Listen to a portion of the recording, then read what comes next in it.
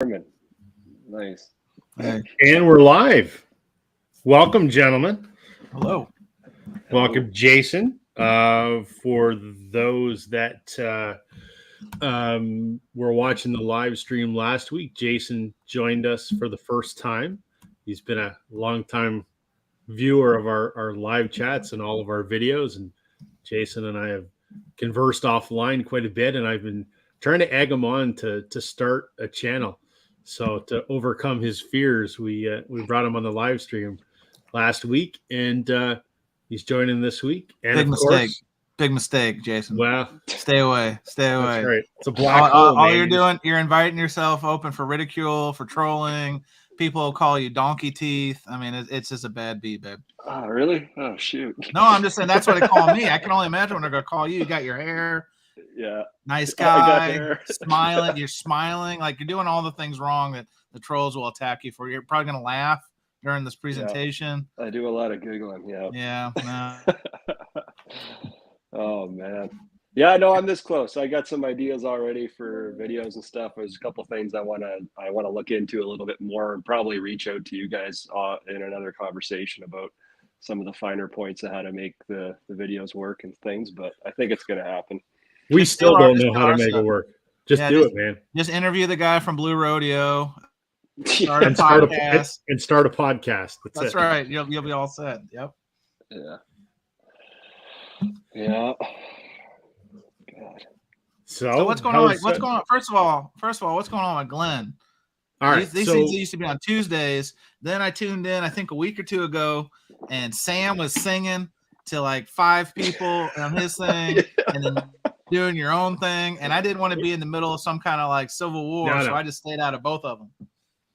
I know it sounds like, the Beatles are breaking up and doing their own thing, but no. So we moved for the summer. We moved it to Wednesdays because I've got Tuesday night commitments, and I think so does Sam. So we moved it to Wednesdays for the summer. And then last week, Sam had to rehearse for a gig, and then he goes live to compete with us. And I didn't know what to do. Mommy and Daddy were fighting, and I just stayed out of it. I stayed on my couch. I think I might have watched some summer league NBA. I just I can't pick a country here. No, it was all good. So Sam was rehearsing, and I don't know, Glenn. I don't know where Glenn is, other than he said he was unavailable tonight. Sam will be joining us at some point, but he just texted me and said he had to drive 3 hours for work today, and he was stuck in traffic. So whether he joined us or not, it's us and maybe Sam, and if not, then maybe somebody else. So I was just trying to not put. I didn't want to jump to conclusions with Glenn not here and Sam going to be here. I was like, there may be something cooking. I need to know. No. Brand new here. I felt the tension. You felt the tension. It was really, and that's saying so. You Canadians are like the nicest guys, so it's got to take a lot to really like put you guys on edge. No, it's all good. Maple syrup shortages, no Canadian teams in the Stanley Cup Finals. Like these are the things I think would really get you guys really, on edge. But the Glenn and Sam Civil War could be. Well, I'm on the good side of both, so you're the Switzerland of the group here. Yeah. I guess. Rest assured, everybody, the band is still together. We're just doing side projects, if you will. It's all good. I've seen this movie before. Yeah. It is what it is. But and next week I'm not going to be available. So you guys, I'm telling you, this is the problem with doing it weekly. I'm telling you, like we've got a nice little thing tomorrow night. Surface Noise, 8 p.m. Central. Quick plug. But you always say shameless plug. You always. I'm sorry. Yeah. Cheap plug. But doing it every other week, I feel like is for us a secret sauce because our attendance is high, fresh ideas. I actually look forward to it. When I've done the weekly ones, like I was doing Louis Golden was doing on Mondays, and I liked it. But doing it every week, especially when there's no financial dividend to it, this is just for fun, and it's cool to shoot the breeze for a little bit. But man, when you had a long day sitting behind the desk screen, working, doing your 9 to 5, doing your family stuff and all kinds of stuff, and then you've got this live stream right in front of you, and you just got to turn it on. Jason, you know what I'm talking about. You just got to turn on the charm, the charisma button. That must be the problem because I don't have any of that. So just sitting here like a bump on a log. How much time do you guys devote to YouTube? Whether not like just forget the Vinyl Community Podcast aspect, Chance, but like just the YouTube portion itself. Like when you guys sit down for a video, is it pre-planned or you just start shooting the shit? Are you so I can answer your question efficiently? Are you talking about the actual like making the YouTube stuff, doing the YouTube stuff, or actually like I'm sitting on my couch, I'm watching other people's stuff? Because they're kind of they're like two different things. I can answer them both. No worries. So actually it kind of ties into Rob's kind of topic tonight. Like when you're planning, like so Chance decides on a topic, got a great idea, take it from there. How long does it take for you to take that idea to fruition and hit, upload or whatever? The filming isn't really that long, to be honest with you. The filming's the easy part. The B-roll is the easy part. The hard part is, and I mean, you've seen my stuff, like editing it, throwing in some of those goofy pop culture things, trying to make myself, because it's like anything else. Like as long as I laugh at it, at least there's gonna be one person that thinks what I did was worthwhile. My wife, she's already off the reservation, thinking I'm insane for the things I do, but I don't know. I mean, all in 3-4 hours, maybe.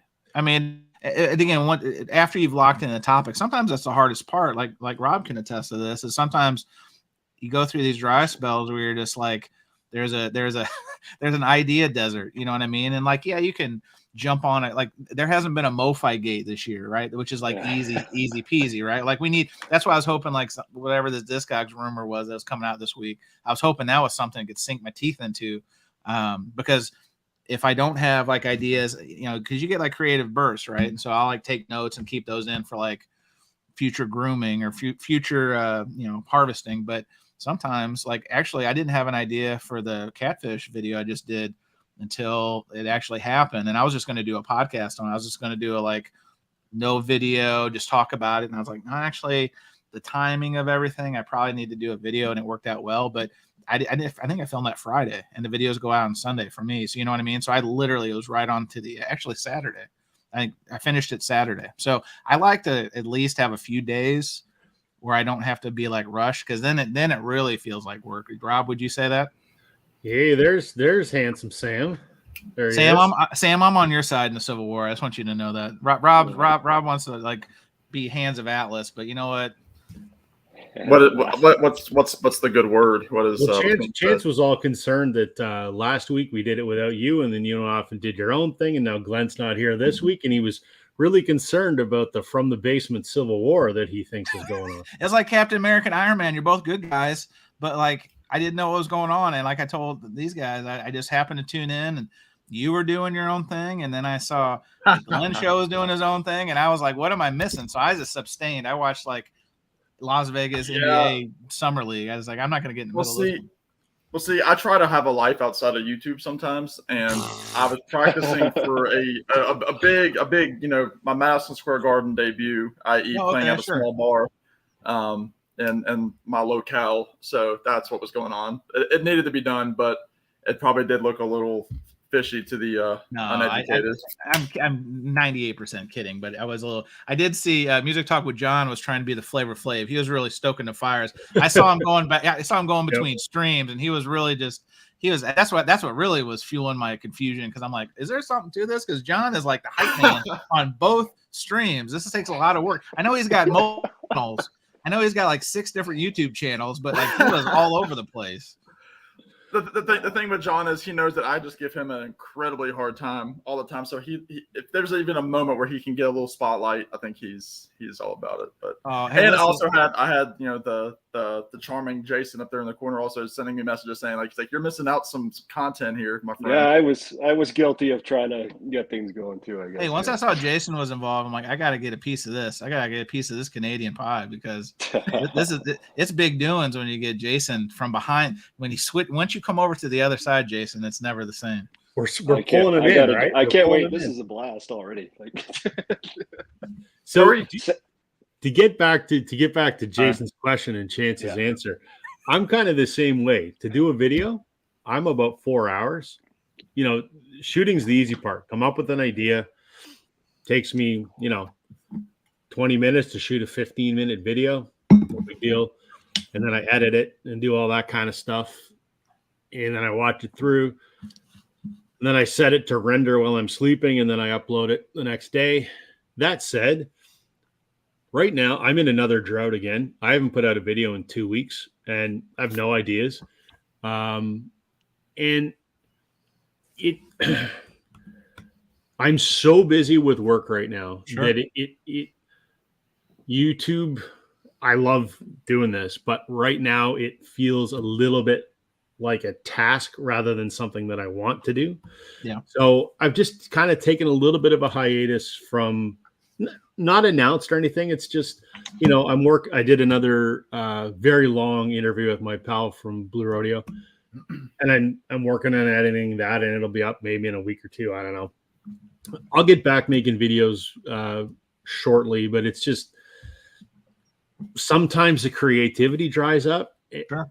And I've got some ideas, but it feels too much like work right now because I'm working my ass off during the day. And when I'm not on the road, I'm staring at a computer screen and I go, I really want to sit at a computer screen for another 3 hours and edit a video. And right now I'm just kind of taking a little bit of a pause. So, yeah. Hey, are you up to 800 yet? Oh, no, I'm at 797 or 798. Oh man. And that's the other thing too. I don't care really, but by the same token, I've got like 2 subscribers in the last like 6 weeks, and I'm like, it's just completely dried up. And I kind of go, maybe what I'm doing is not any good. I don't know. No. Well, you guys are often saying stuff like, it doesn't really matter about the subs. Well, maybe that's a stretch, but like, on some level, that's got to be motivating, eh? Like to see that you're growing and that's the thing. I don't really care what the number is, but if you see it growing, you kind of go, okay, people are responding to what I'm doing. Yeah. At least that's my mindset. Yep. I did a strip tease, and I think that ruined everything for me. Oof, glad I missed that one. Our buddy Glenn did do a shirtless video one time, and that really. Oh God, I'm glad I missed that one. Holy crap! He did. We've had more skin on this live stream than most, I'd say. Yep. I'm glad I moved the Wednesdays in because I watched it almost every Tuesday, and I didn't see but a nip. I think somebody showed a nipple. I'll say there's a reason that before the live stream, Rob puts his kids to bed because this is like the after hours YouTube. He's like now you stay in your bed, like you stay in your room. Don't turn anything on. YouTube after dark. David Bianco's right. He's throwing up some. I see. Oh no, Music Talk with John. I'm naked now. Then John, they definitely don't want John up here. And no one, John, he's gonna be walking down the street looking like that. He's gonna be walking. He's got nothing but a Grimace cup on because he did that Grimace review from the McDonald's. So no, I'm with you, Rob, in terms of like a drought season right now in my my YouTube world because I've kind of decided to like reevaluate my channel in terms of what I want out there because. And nothing against the people that put out this kind of content because this is not a stream where we're going to be bashing people's content because absolutely. Oh wait, it's not. No, it's not. Check you later. Take your notes and do that. Yeah. No. But I don't want to be like a channel that just shows like contest entries or just shows threads or I'll take part in those as much as I can. Really, I'll mostly do it for people that like I have a friend connection with. That's just how I am. It's probably a bad example for other people, but like for example, my most recent video, which came out a couple of days ago, I'm talking about like one of my favorite genres called cosmic country, and it got a pretty good response from like my last few videos have not been viewed all that much. I mean, like 50 or 60 views, which is fine. But I mean, this one, I don't know, like 150 or so, which again is not much for a lot of people, but for me, it's like okay.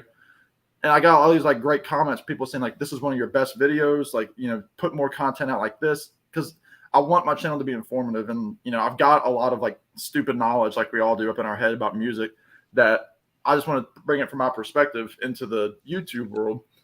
But again, at the same time, like, I don't want it to be like, like here are 6 records that I bought and they're cool. And, like, again, there's nothing wrong with that because it's giving you a reason to show off your collection when, a lot of us, we've talked about before, our families don't care about this hobby like we do here. And like, having the deep conversations like we're having tonight.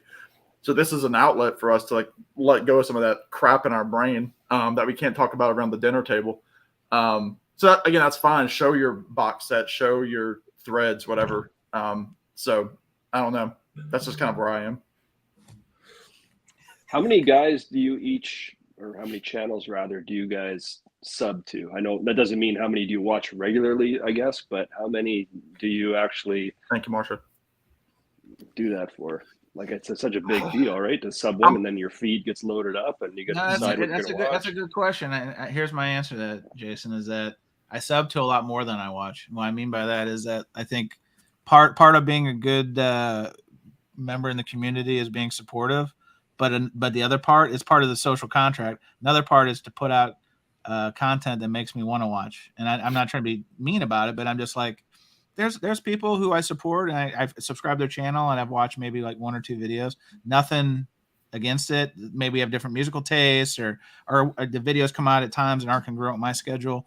I don't unsub them. I just doesn't. But then there's other people like Bob Bradley. I watch every single video because every single video. Oh man, I really dig it. You know what I mean?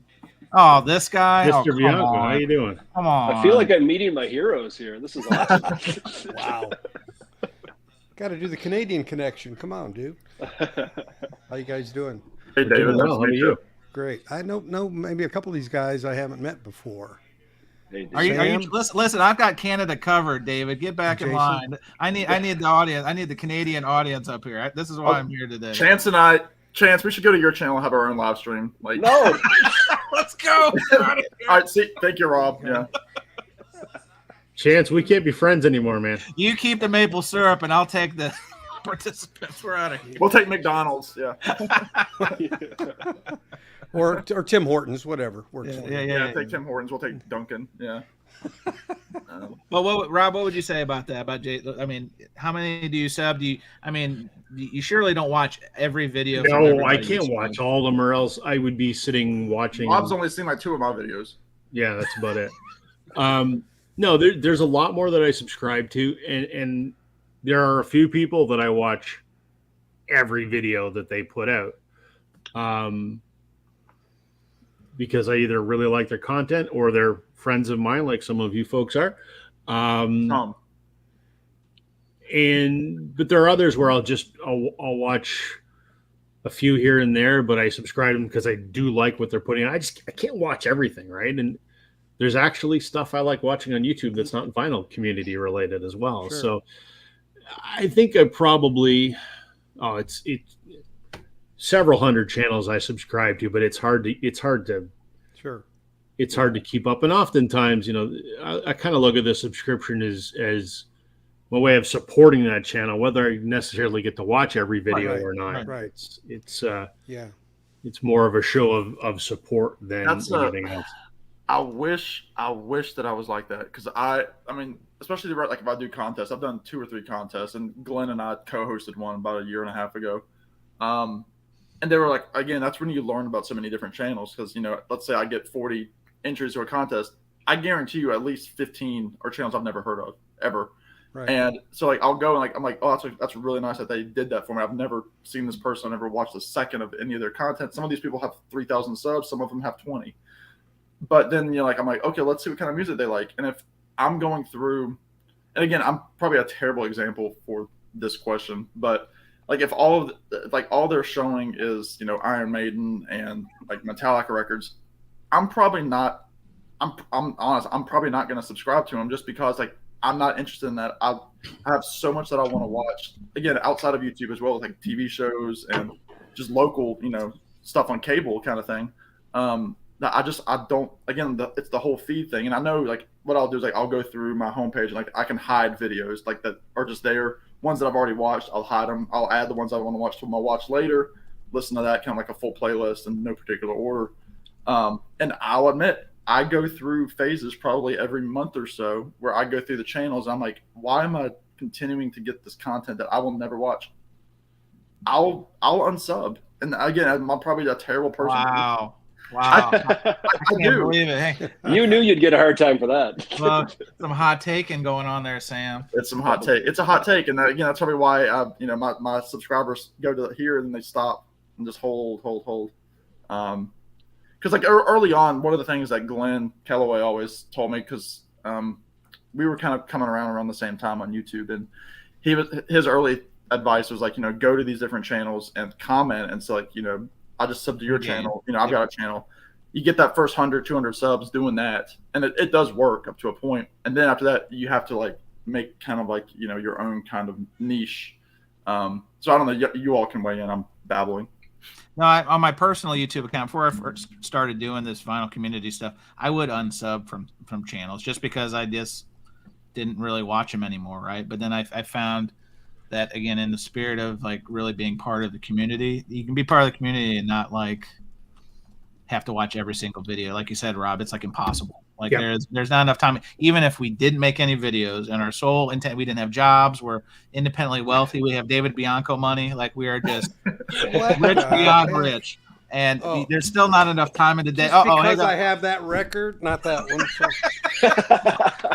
David, have the butler pick those up. They just fell down. Oh, come on. Just because I have that one. Oh, no, we're ending this. Get out of here.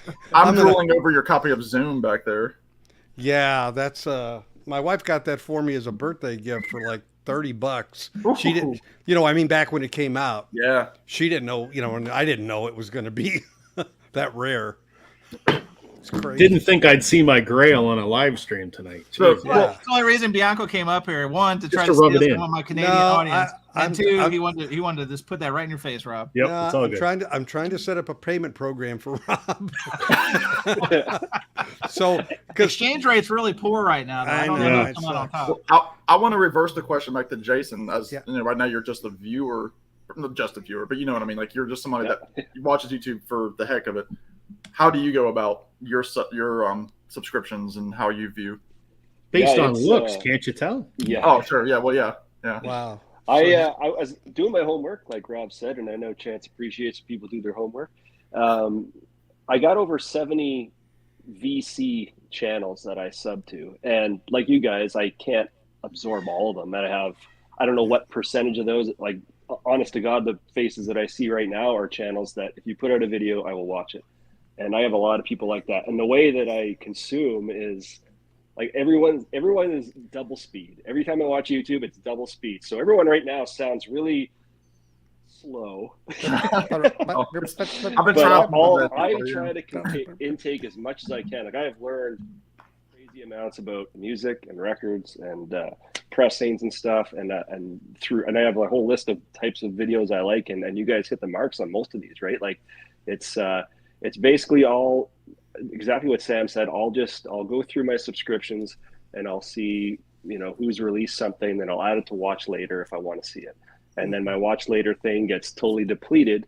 And then I go back to my prescriptions for unwatched. And then I'll add the ones that I want to watch, which are for the most part, like the algorithms know me, they know what I want to see. Sure. And I'll throw it down there. And then I'll just, over the course of the week, I'll chew through them all. And it takes a while. Like I feel bad. Like I'll comment on people's videos that are a week old, but like my philosophy is like I'm subbing to support, and I'll thumb up to support, and I'll comment to support. So if someone gets like hey, great job video, it's not that I didn't have time to be more elaborate, but I'm just trying to make the algorithm work for the guy who's out there putting in the effort for really no money at all.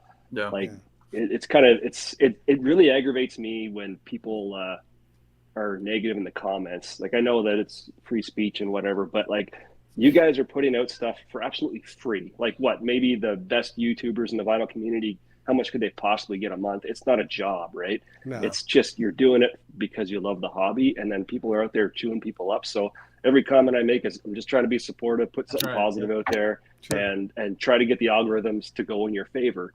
Right. And I just, there's no room for negativity. I don't understand how people are that bored. Well, and guess what? Yeah, by all means, Dave. There is something negative. If there's something negative or something you're just like, I didn't really like this video, or I didn't like the music, like you're talking about, Sam, I don't identify with it. Guess what? I don't comment. Some people are just so compelled to to just what you're talking about, Jason. They just want to be negative. I've never understood that. I will take the Pepsi challenge. I have never in my history of YouTube reached out unsolicited and been negative just to be for the sake of being negative. Right. There's about 5 to 10 people in the community who regularly are just blitzkrieg of negativity, and some of them create multiple accounts to be negative because they think they're cute, and they'll call you things like concert blob, even though they've got a big pot belly. You know what I mean? Like, so it's very ironic that people and what they call you when you actually find out who these jabronis are, and then you see like looks like they're carrying twins. I know it, and the people I watch, like, you know, with the exception of, I think, well, and I love the way he does this, but today I watched a Jeff Witcher video when he reviews the bad comments. He's freaking hilarious. One of my favorites. And I don't know how you guys exercise such restraint in the face of them. Like today I was watching Westman's live stream, and some idiot like put up a comment about, you can say asshole, it's fine. Okay, I don't know the rules yet, sorry. But basically he just totally put in a comment that was totally out of line, just kind of, you know, defending, you know, he was overly sensitive to the remarks that were being made. And I just really wanted to get in there. But then I'm like, well, if I do that, I'm just another keyboard warrior. Like, just, I don't know how you guys don't engage. And I think listen, if I'm I the start worst a channel, that's going to be a challenge. Rob knows. He's known how dark I wanted to go. I was going to make make a t-shirt, and I still may. I may just go fourth wall and just wear the t-shirt. I mean, David, you've gotten. I've made response videos, and I didn't post them. I just kept them for cathartic reasons. You know, and if the day comes, you know, when I die, I'm going to release them all. I should just interject something here. Jason, your fame precedes you, as you can see in the comments. Someone's asking if it's you. So yeah, you already have your reputation, I think man. Wyoming Dave and I have something in common, just how remote we are and how we are passionate about vinyl and music, and we don't have any record stores nearby. It sucks. Oh, wow. As Chance says, we're working on Jason to try and get him making videos. Hey, listen, Wyoming Dave was once on the other side of the pillow. And then we've brought him out, and now I guarantee he's got negative comments too. You mean the one his mother was holding down on his head?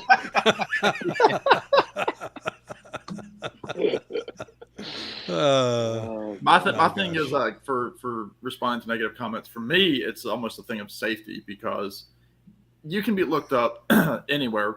Oh yeah, the age that we're in, and I'm kind of like, why would I interrogate somebody that I have no idea who they are, what kind of past they have? They're just a little, you know, avatar in the comment.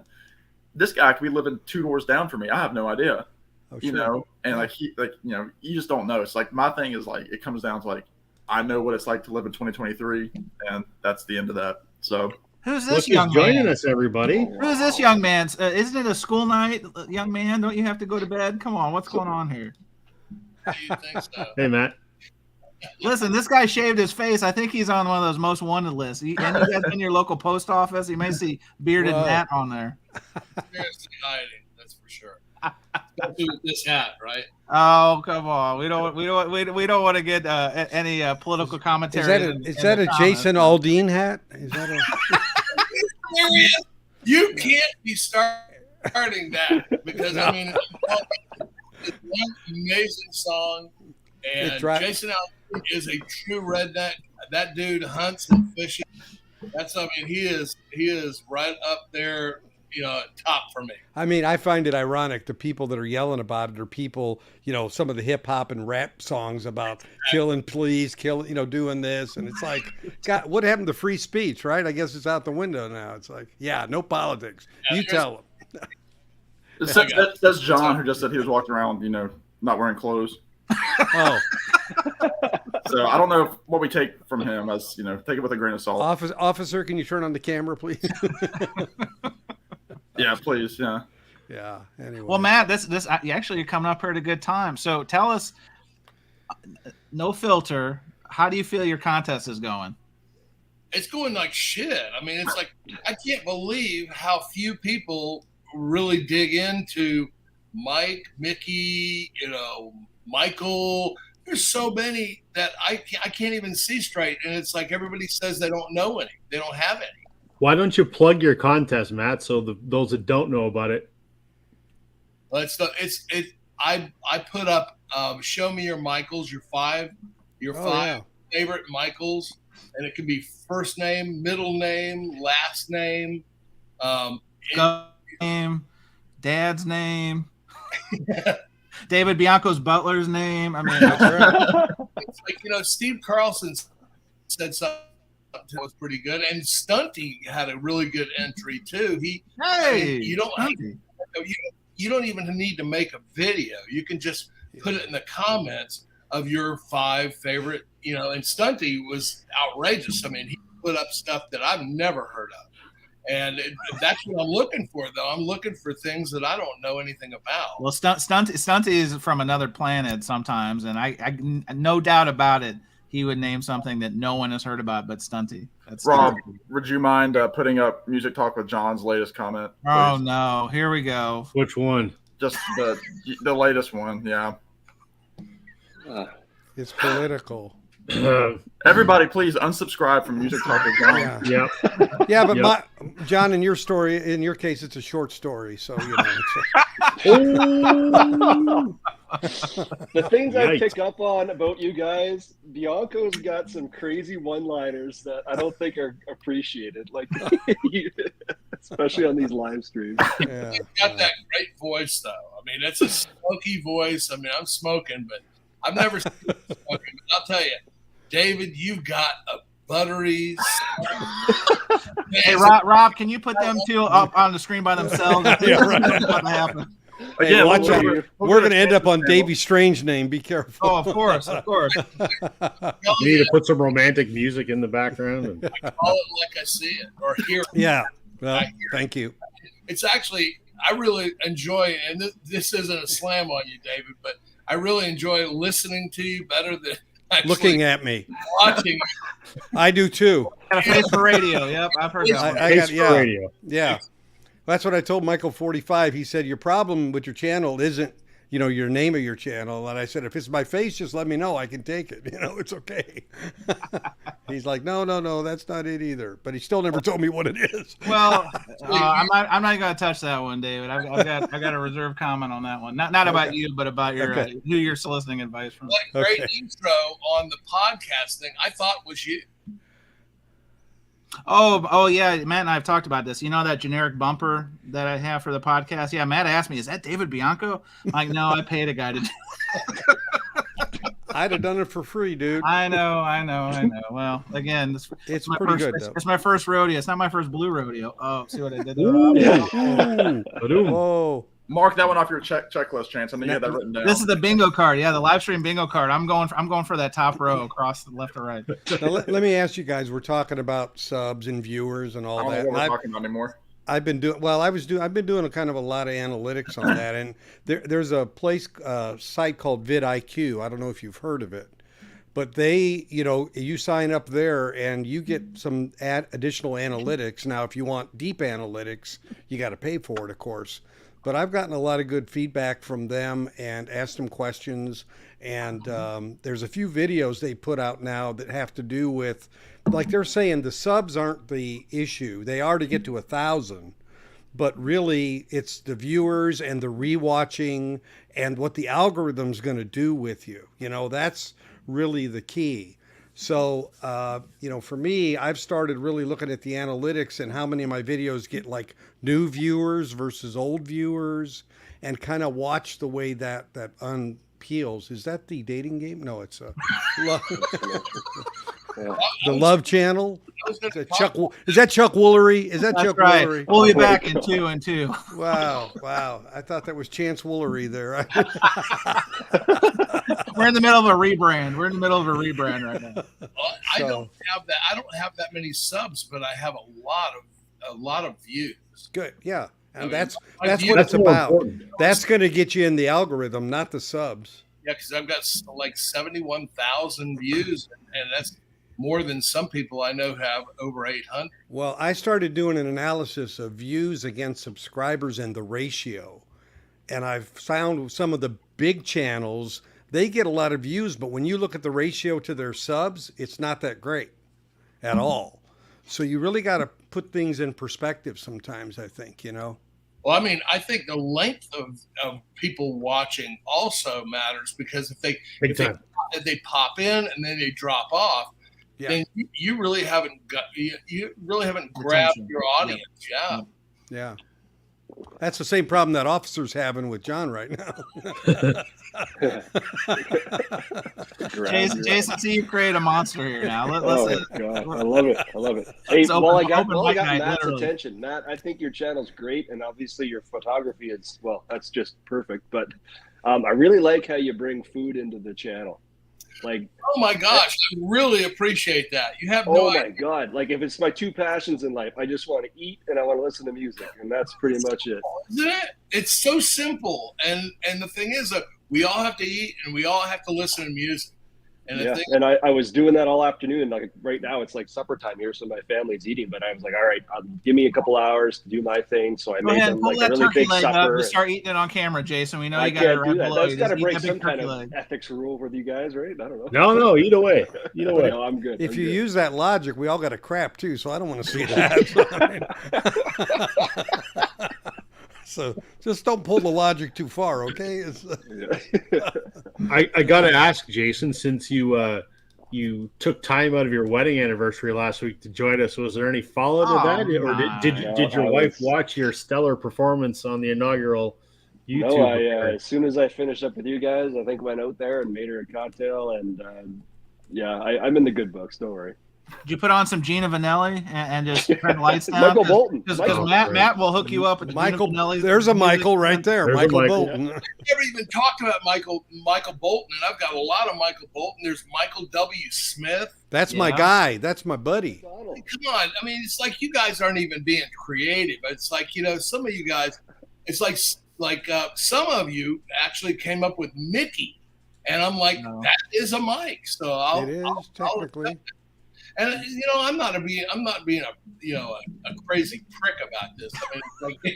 I mean, Not a crazy prick, just a prick. Right. fun with it, you know. Come on, be creative. Shit.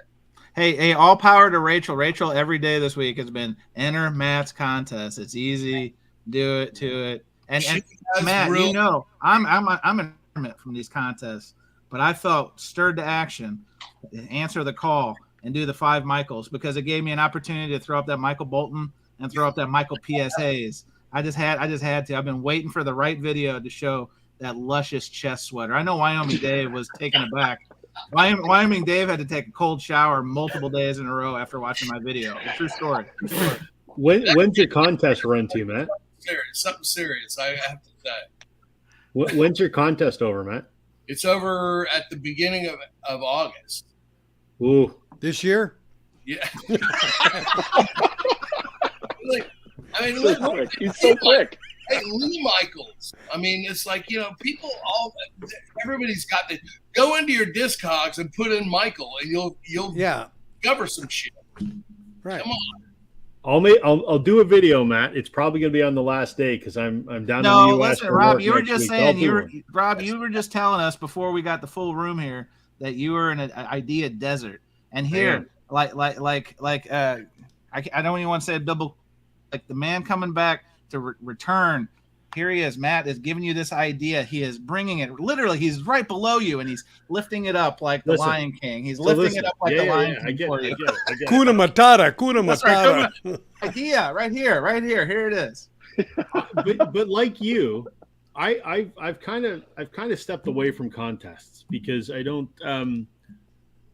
I'm not particularly enjoying doing them. That said, the people that support me and the people that I consider my friends on YouTube, the people that I really value their content, I will do a video. So yes, I will do one for Matt because I consider Matt my friend. There we go. I will do it. I'm away next week. I'm down in the U.S. for work, but when I get back, I'll shoot a video for you.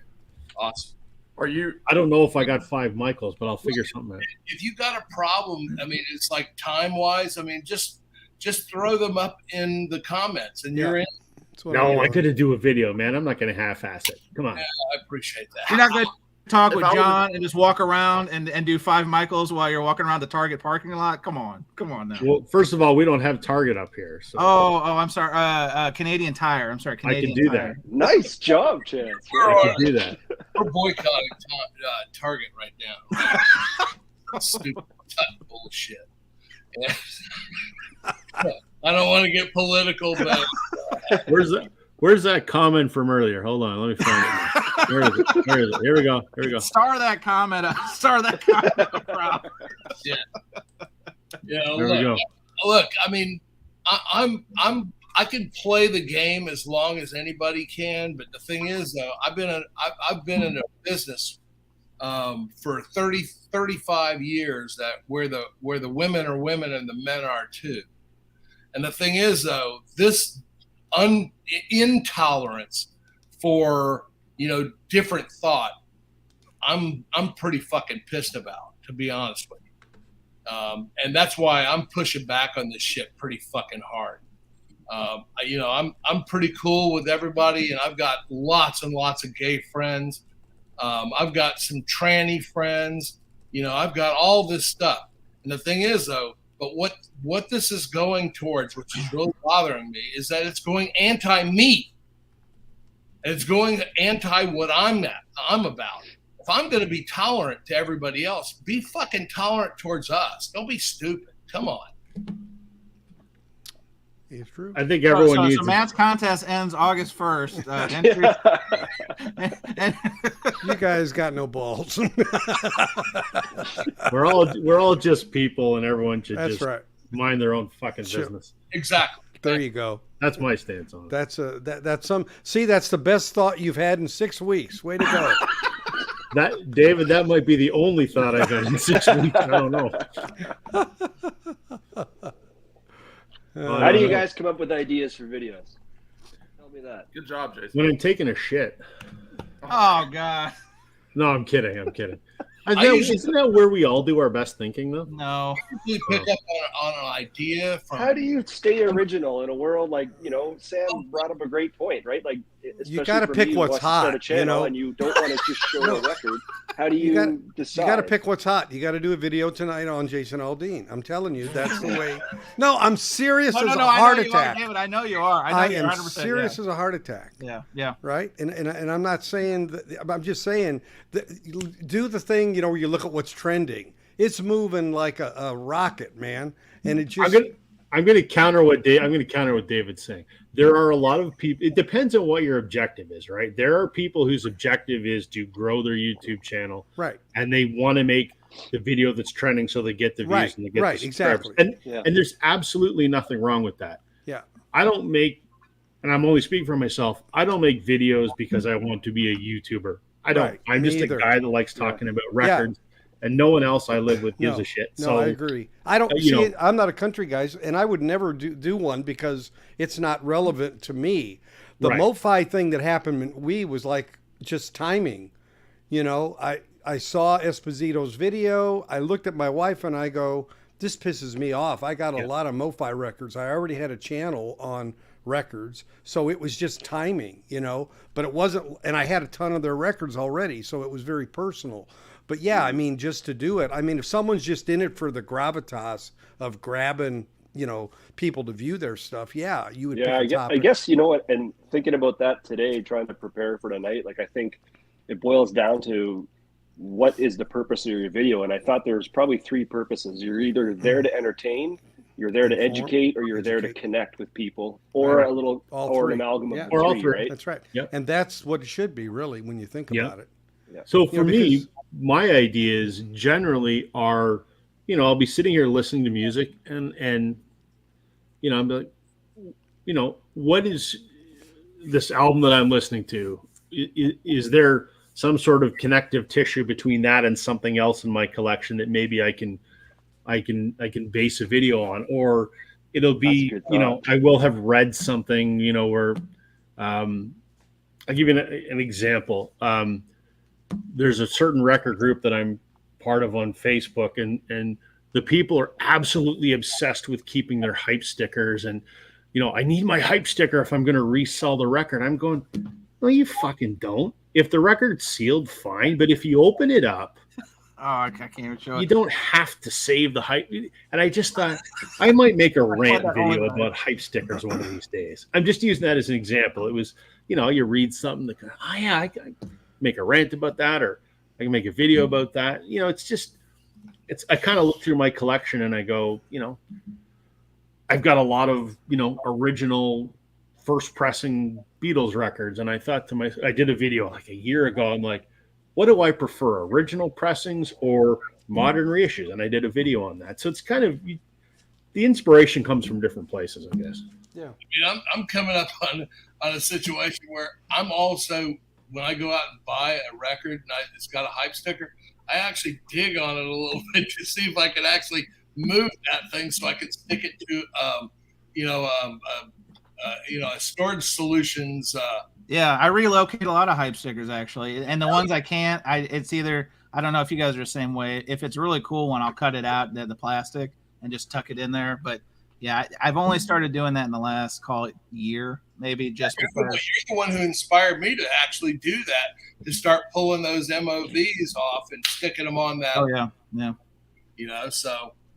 I conveniently store all my hype stickers right here. Oh, get out of here! File 13. Every one of them. But that's also coming from a non-Beatles fan, so you can only take what he says with a grain of salt. Where's the mute button for Sam's feed? And see, I've got my guardian angel over me. He's here in spirit. Oh, is that Glenn Daddy? It's Big Daddy as Steve from All the World's a Stage. So. Oh, I see. Well, with the guitar in front, it looked like Alan from The Hangover. Remember, he's doing the math in the casino. That's what I thought was going on there. Nice. No, it's Mr. Calloway. Apparently, John gets his ideas while he's shaving his legs. So. No doubt about it. Yeah, no doubt about it. With a really good thread the other day. So that's the second reason why they call him Stubby. Apparently, he sells his leg hair on OnlyFans. So Glenn Calloway came up with this really good thread the other day that I had to get on, and it really sent me down a rabbit hole, and I really started digging in to try to figure out who are the top 10 artists that I could ever, that's the only ones I could ever listen to for the rest of my life. And he really, and the way he set it up really was good, because the way he set it up is that they have to have enough discography that you can't get bored with it. It's got to have so much depth in it and stuff like that. So you couldn't really pick like a Led Zeppelin, because who gives a shit about Coda and all that kind of stupid shit. So the first 4 are great, but at the same time, that really made me start to reel. And actually, I talked to one of my neighbors. I was talking to him, and he really likes classic rock a lot. And we were just sitting there bullshitting while I was throwing frisbee for my dog, and he goes, "Man, you really got me thinking." And it's like, those are the kind of things that are great ideas. I think that's because he had actually taken that from somebody who said 20. 20 is not that hard. 10 is really, really difficult. I thought that was a great thread, and I have opinions on threads. Maybe we'll get into that later. Maybe we won't. But I thought that was a great thread, and like I said, I made a video in 2 weeks, so I pulled 10 artists, and I thought about it for like 2 days. I pulled 10 records. I shot the video, and I just shoot on my phone. I know, Matt. I just still shoot on my phone. And I was transferring over to my computer, and the main video file corrupted, and I'm like, fuck it. I'm not shooting it again. I've already put the records away. Not happening. Which was frustrating, but nevertheless.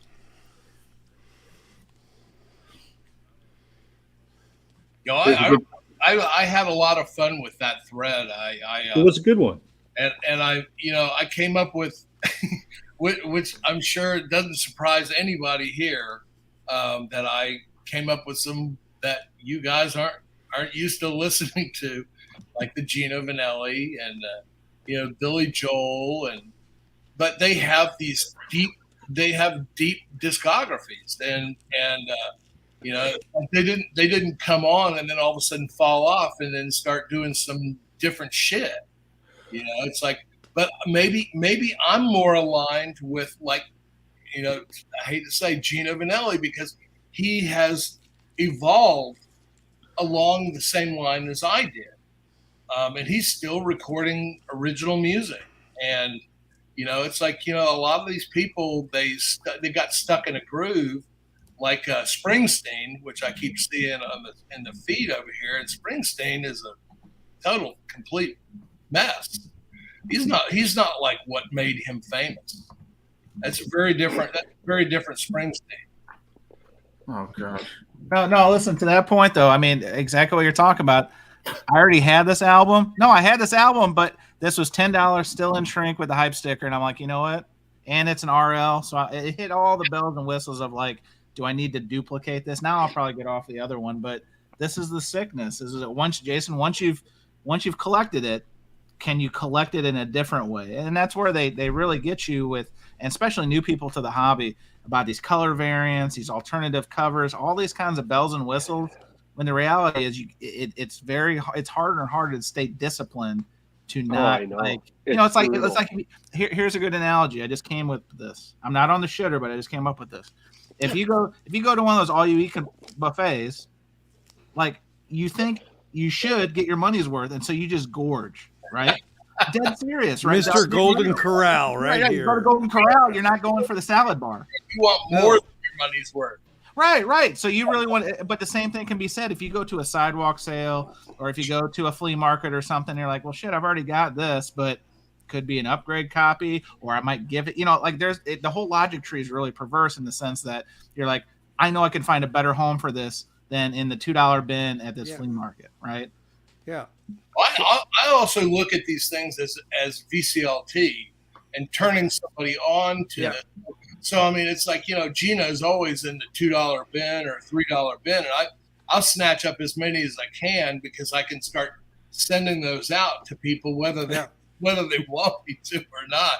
I'll send them out to them because I want them to understand what that shit's about. And the thing is, though, like Greg over at Three Dimensions of Music. I mean, Greg's become a good friend of mine, and he's sent me stuff. I've sent him stuff. And the thing is that we're turning each other on to different things. And he said he never thought of Gino as being a jazz player. And then as soon as I send him his entire, everything on vinyl that I have. And he was like flipped out about it. He said it's really amazing, and he had no idea, because everybody thinks pop, so. Yeah, there's records I grabbed one today. It was his first album, Michael W. Smith. You mentioned Michael W. Smith. This was his first. This is the original cover. And it's like anytime I see one, I grab it because I always run into people that go, "I've never seen Michael W. Smith on vinyl ever. I've got all those CDs." And I'll give them the record, and it's like, it's kind of a thing you do because you're kind of like, you like to spread that, to others. So I would love to see Go West, Young Man. That one, I'd love to see that. It is on vinyl. Holy shit! Really? I have a copy of it. I got it in Sweden, and I think it's from Japan. It's an amazing album, unbelievable. Yeah. Every song on it's amazing. Yeah, that's when I met him. Was on that tour. Go West, Young Man. I have a story I can tell you sometime about that, John. I want to hear as long as it doesn't involve geisha girls, then we're okay, David. It doesn't involve geisha girls. I want to hear from Sam when it comes to deciding on content and ideas for content. Can you tell us about how you decided to start, or maybe you started? I don't know your back catalog of videos, but at what point did you start to play music? Like doing shorts, or whether it's full videos of you playing guitar and singing on Instagram or on YouTube, which I have a massive respect for. You're really putting yourself out there in a whole new way. Like, how did that come to pass? Was it just because you had no other ideas of what to do, or what was it? Well, no, I mean, I appreciate you mentioning it. So actually, technically, I've been on YouTube since 2012. Like in terms of like putting out videos, the the vinyl community, whatever you want to call it. I don't use vinyl community a lot as a term, but I know it's what's kind of throws everybody together. I've only been doing those videos since December of 2020. So that's when I count like this part of my YouTube channel, but my whole channel is a catch-all for all my videos, like whatever they might be. So my very first video on YouTube was my freshman year of college, playing Pinball Wizard, like instrumentally, like a minute video on my nylon string guitar, and it was very rudimentary at best. And so like I did a few videos, like maybe like one or two a year, like that kind of video. Like I did like a really, really crummy version of Sloop John B on the ukulele when I was like, 18.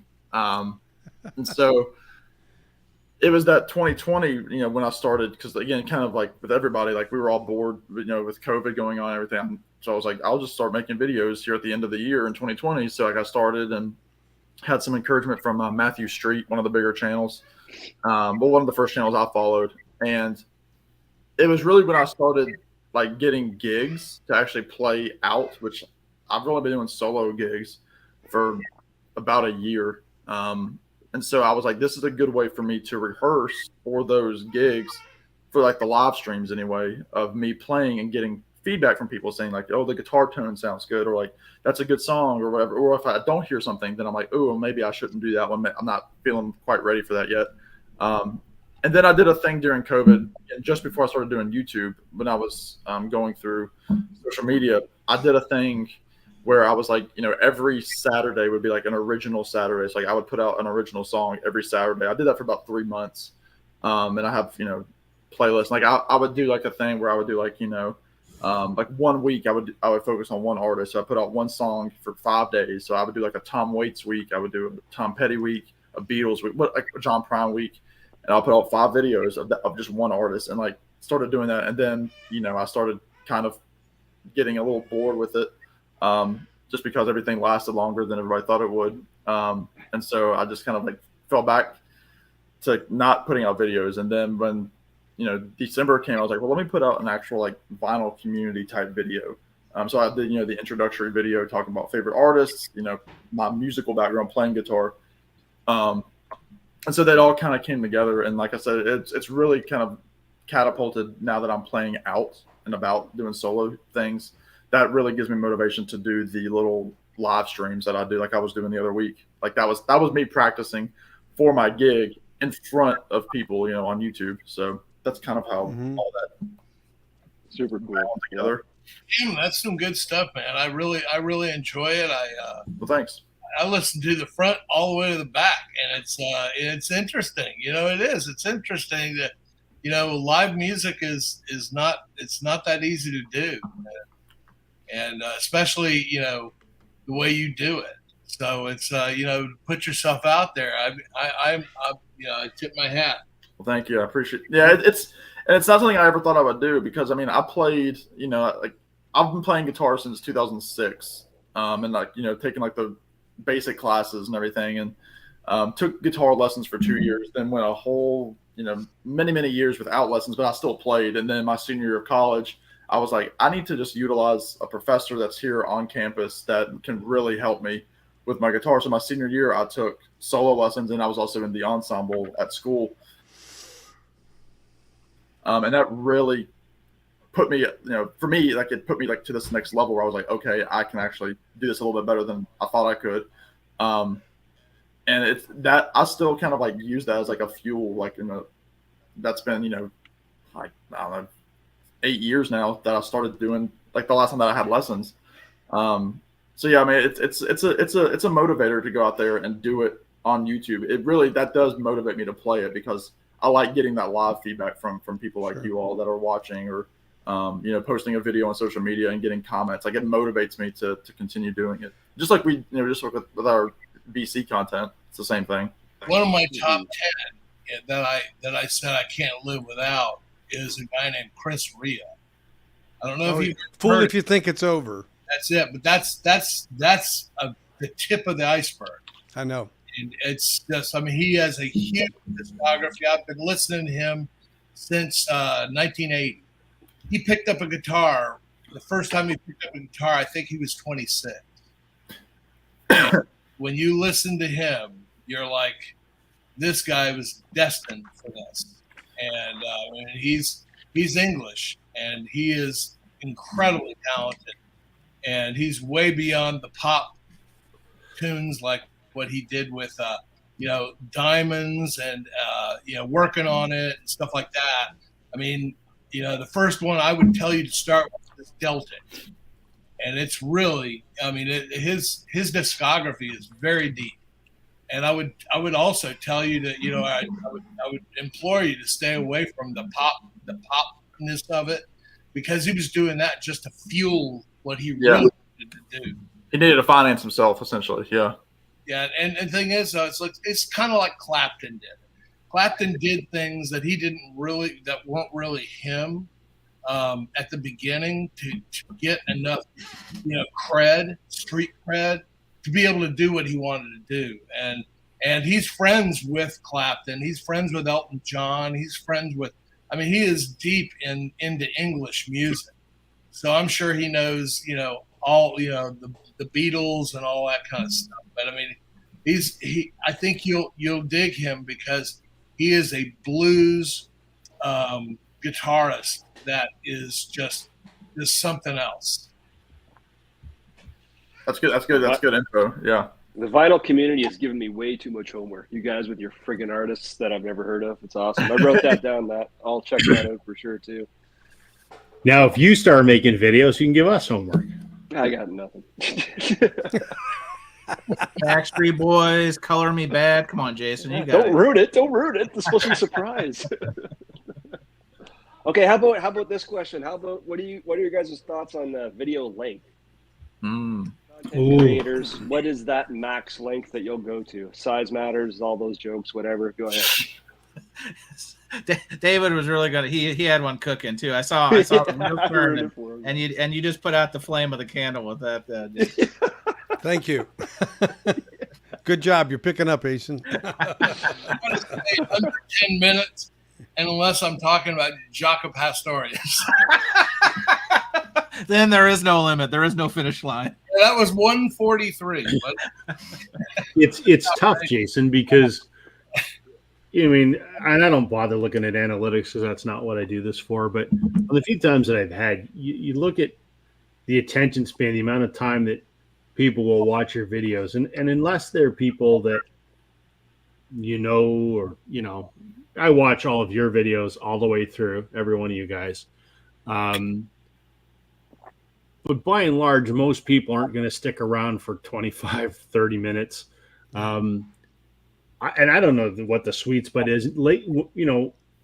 Granted, I've taken a brief hiatus, but I was trying to get them under like 10 to 12 minutes. And even that, I don't know that people are going to watch more than that because you're asking people to commit a fair amount of time, right? So we just lost Jason. The whole person that wanted to ask the question. Gain some knowledge just drops out. What the hell? He didn't like he needed to get a head start on that 25, 30 minutes, so he's in the toilet. There he is. There he is. He wanted to be next to me. That's got to be what it is. You could feel what it is. So the short answer is, I think the shorter the better, but sometimes there's just like Matt's Jaco Pastorius. John, he's talking to you. There are some that you just go on forever about, and I've had some that are brutally long. Blue Rodeo. I could talk about them for hours. And the thing is, though, you know what? I can't find that anywhere. I've got, would I have to get it online or what? I look everywhere every time I go digging, and you won't find it. You won't find it in the States. You won't find it. I've got to find it because it's like you're so passionate about it. It's really drawing me in. Okay, tell you what I'm going to do, Matt. The next time I go to a record show or I'm at a record store, the first two albums, which are incredible, you find them used all the time. When I find one, I'll send it to you. Okay. Because they're outstanding. Yeah, that's like, that to me is the key to videos. What Jason's talking about, the key to a video and keeping me around is showing me how passionate you are about the artist. Because the thing is, though, I can tell if you're just skipping over and this is something I found in a bargain or whatever. But if it's something that, like, it's a recurring theme for you, Rob, it's a recurring theme. And there's just no way that I can't not listen to that. Yeah. And Matt makes a really good point. And this is something that I have to be careful how I say this because I don't want to offend anybody. Too late. I know. My face offends people. Right, exactly. It's the shorts. There are often videos that I think people put up for the sake of putting up a video, or maybe they think they're fun, but there's no substance to them. Show a series of records for a certain reason.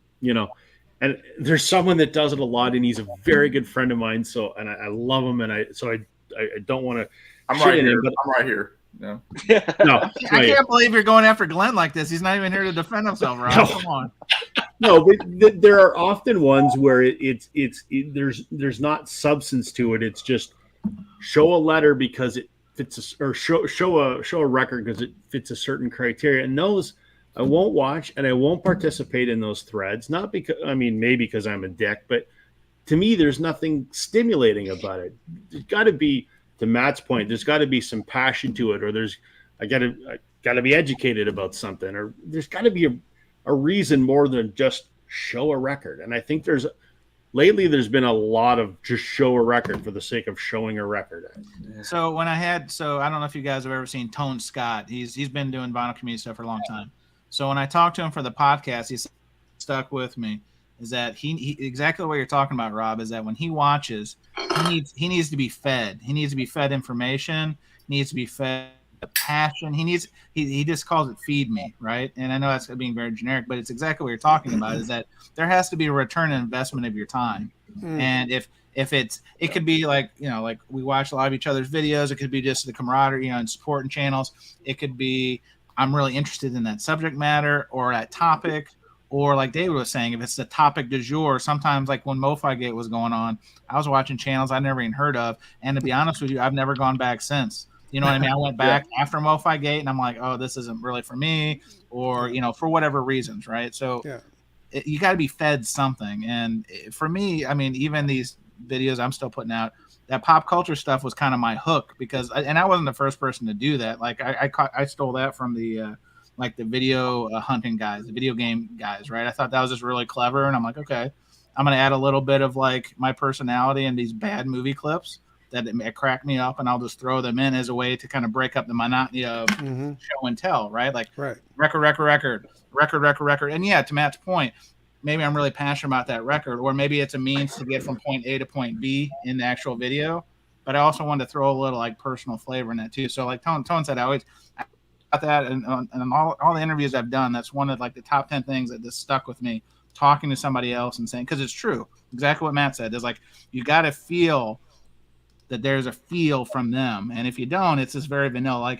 Like you said, Rob, there are people in the community, and I like several of them that are just very like robotic about what they do, and that's fine. Like no, I'm not unsubbing them. I'm not like going in the comments taking a giant steamer on them. But do I religiously watch all their videos? No, because it doesn't. I know there's probably not going to be that hook, and that's just my take.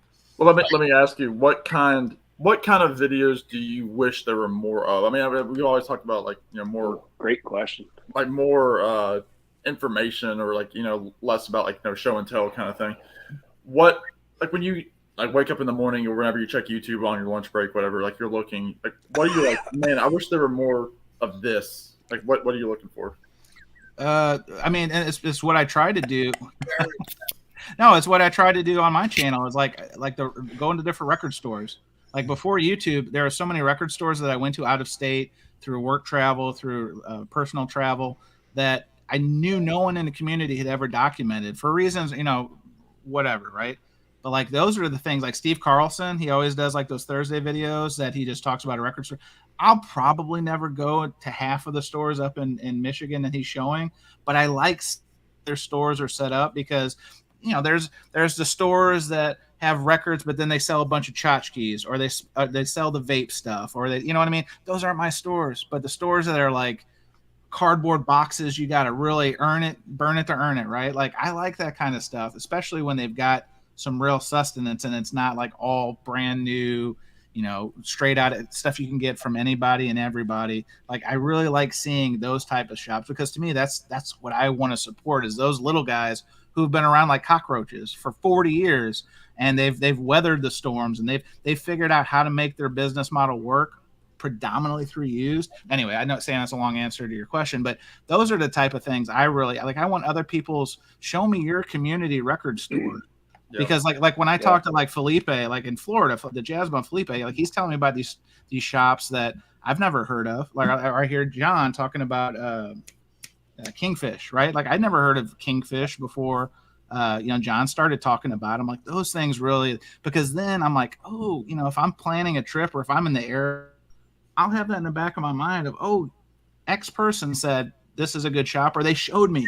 The best part is they showed me. And so then I'm inspired to exactly what Matt said earlier. Then it's a call to action. You showed me, I got fed. Now I want to go see what the buffet is all about. Tone is really great because he's got a lot of information. He's got a lot of knowledge. And then, he responded to one of my videos. And the thing is, so he doesn't jump in on everything. I mean, it's like, he's way in the background, and all of a sudden there's something that'll strike him and he'll reach out and he'll say something. Yep. And the thing is that lets you know that the people that you really respect, because I really respect I watch all his stuff and this dude really knows his jazz. I mean, he knows more about jazz. He's forgotten more about jazz than I'll know. But the thing is, though, it's like when he says something, it's like it has gravity. Yeah, gravitas. Yep. For me, kind of the opposite of what Matt said. Where it's great that there are people that have tons of knowledge, and that's certainly a part of why I watch a lot of people's videos. But to Jason, who's thinking about starting a new channel, and Jason mentioned to me, I don't know if I know a lot. You know a lot, Jason. You impressed the hell out of us last week, but there's the other side of it too. For me, I really enjoy those videos that are not so much people that are experts on something, but people that are sharing their emerging passion for what they're listening to, or their personal connection. Like some of the videos that I love are when people do a room tour, for example. I couldn't give two shits what stereo you have, but show me the room you've got, because you know what? The room often is just as important as the system. Is just as important as the collection itself. Yeah. I take great pride in my room. I'm very proud of it, and it's my really shocking. Look at that room. I mean, the moment I saw that, I was like, I had to know who you were and all this stuff. Well, because there is purpose there. It wasn't thrown up on the wall. There's purpose behind all. And I really enjoyed your room tour, because when you walked around and you showed everything and why it meant something to you, there's a reason. And I enjoy seeing that from other people, because I mean, we can all talk about a record and why it sounds great, whatever. That's fine. But I like to see, again, I use the room tour because we get to see the space that people have crafted to enjoy the music that we're all buying and listening to and whatever.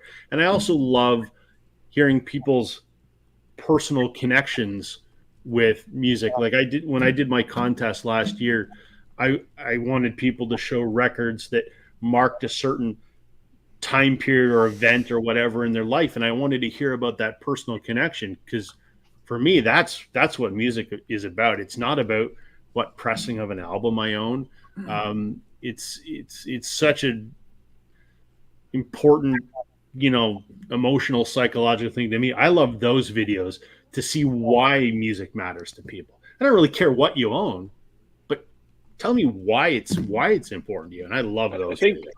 I think you guys are hitting a certain point that when I was thinking about this today, like what kind of videos I like, what kind of channels I like, and then the idea of personalities came up, and it kind of made me reflect on the different channels I've subbed to over time and where I'm at now. And the quality that each of you possess, incidentally, is there's humility, right? If I could connect with that person because they don't brag about the $100,000 system they have. They don't, the room tour, great example. Here's where I live. Here's where I enjoy my music. It's, it's not a friggin' a huge home reno that no one will ever achieve. It's you really connect with someone a lot better, and that therefore you'll watch their video when you realize that they're not arrogant, right? At the end of the day, the people that I want to watch are trying to connect with me, and I'm trying to connect with them. And to be humble about it is really important. Me and Dave aren't young bucks in this bunch here, but you guys, you'll understand eventually that all those personal connections that Rob's talking about, that's all you'll have. That's all you got. Mm-hmm. And the thing is, though, and it is very personal. And the thing is, people don't. A lot of people who are out there in the VC who are watching these, they don't. They think that they have a singular mindset. And the thing is, their singular mindset is the strength of what they can bring to the VC.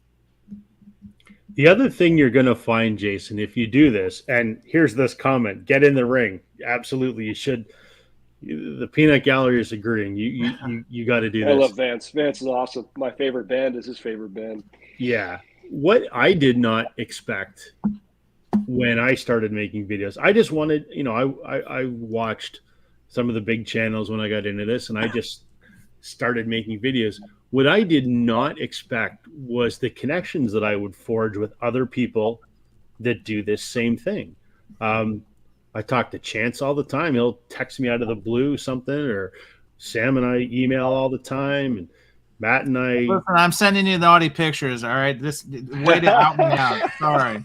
They're all David Hasselhoff 2024 calendar is almost out now. I'm really they're all topless pictures of Music Talk with John. We all get those. We all get those texts. Thank God they're not bottomless. Barry Manilow's greatest hits. Exactly. But Hey, it's quite interesting. Top 10, but he's up there. I'm pretty sure he would have made my top 20. There you go. Okay, there you go. It is quite interesting, the connections you make with these people that I was a side benefit that I did not expect. And even you, Jason, I mean, you and I talk all the time on Instagram, and you're always sending me stuff, and I love that, and I think that's great. And that's just another very cool thing about jumping in and doing this. To talk about, our brother who's no longer with us, as in he's still alive, but he's behind me. We think R.I.P. Glenn. Yeah, R.I.P. Glenn, but we'll see you next week anyway, kind of thing. One of the things for me was like, I never in a million years ever would have thought that I would ever meet Glenn, because he lives in Canada, 12 hours north of me. But, I live 2 hours away, and I've never met the man. Well, there are certain people that he's talked to me off to the side. He's like, yeah, I don't know about, Yeah, Rob. it must be me. Yeah, I know. Yeah. But again, his daughter lives in Orlando, and so who knew that like him and his wife don't fly to Orlando, they drive to Orlando, and so they stop here in Virginia, which is the halfway point, and stay the night. And I never would have thought that Glenn would have been, in my apartment for, several times to play music with me, and we start our little duo that, we've done as the Cosmic Torpedoes. Yeah, John needs to be shunned or something. But yeah, I mean, I've like, there's my buddy Tommy over at Tommy's Musical Adventures. I've been to his house, and to stay the night, and I'm going to be there in August. I didn't know Tommy 2 years ago. So it's just, you meet friends, and like, there are certain people I'm like, like I would invite these people to my wedding because like they're now like friends, so I don't know. It's just a cool thing. So like even if I quit my channel tomorrow, I've got great friends, like literal friends that I've called and talked to about non-music related issues. Like I've talked to some guys about like personal issues off camera. I've talked to Glenn's called me. Tommy is a great friend. I've Rich Strickler, he's another one of my great friends. I talked to him about non-music related issues that are happening in my life. He does the same thing. It's just one of those great things that like we started here, but it's branched out into something so much more than just, our stupid channels, so. Yeah, music, generally has a way to bring people together, I think, in general, and it really gets magnified through this. I went to a Tears for Fears concert Monday night with a guy from the vinyl community, and actually met up with Jason Rojas there, and he went as well. And it's just something that this guy, the relationship with Brad, to send me a record so that I could do a shootout. And it's just like, what do you mean you want to send me? Yeah, it's like, yeah, another guy sent me a record for a shootout, So that's, to me, that's a lot of trust, right? The guy sending you're a stranger, really, So it is interesting how that manifests itself. Yeah, the first person that I met in person was Randy Nelson, who lives in Kansas City, and that's common knowledge. That's not me, giving his information. Way to dox him, Sam. I know, right? Yeah, I'm name dropping and that sort of thing. But he was coming through town, like he was at a film festival, and he has a relative that lives in D.C. coming through Virginia and was doing a whole loop, and we met up in October of 21, went out to supper together, and I was like, how on earth? Like, I never would have met Randy. He lives in Kansas City, for crying out loud. And again, I've met so many people since then, and even people that I haven't met in person. I've got their phone numbers. I text different people in the VC. It's really a cool thing that's happened. No, Matt hit it right on the head. He talked about the connection. Anytime, I don't know if you guys have ever read those articles about, we interviewed the 117-year-old lady who's still alive and asked her tips for having a happy life. Any of those articles, always the connective tissue is they always talk about having, it's not about the possessions, the material things. It's about having those connections. And it's true. The older we get, I've said this to anybody, the older you get, it's harder. It sounds really cheesy. And I'm sure the parody people make a video about this, but it's harder to make new friends the older you get, right? Like, you really cherish and hold on to those legacy friendships over time from your childhood, from work, from sports, from whatever. But exactly what Matt was talking, the older you get, it's harder to make new, good, legitimate friendships. And I will say that the vinyl community, it's kind of the secret sauce, right? I know there's a lot of polarizing hot takes and opinions and different motivations and yada, yada, yada. But under all that, for the most part, is that connective tissue, that thing about the music, about helping people, being thought partners, about people making videos or whatnot. And there's like I said before, there's like 5 to 10 rogue agents who are just turds, right? And but that's gonna be that way. But anyway, the connective thing about making friendships has been very, like Rob, you said it earlier, like that was kind of the unanticipated part of this whole journey, is that, like, I would have never met Rob in Canada. You know what I mean? I would have never met Matt in Florida. You know what I mean? Those kind of things are really unique. Chance saved my life in a shooting in Atlanta. So, I'm going to be in Vegas next week. So if you hear of any more shootings, let me know.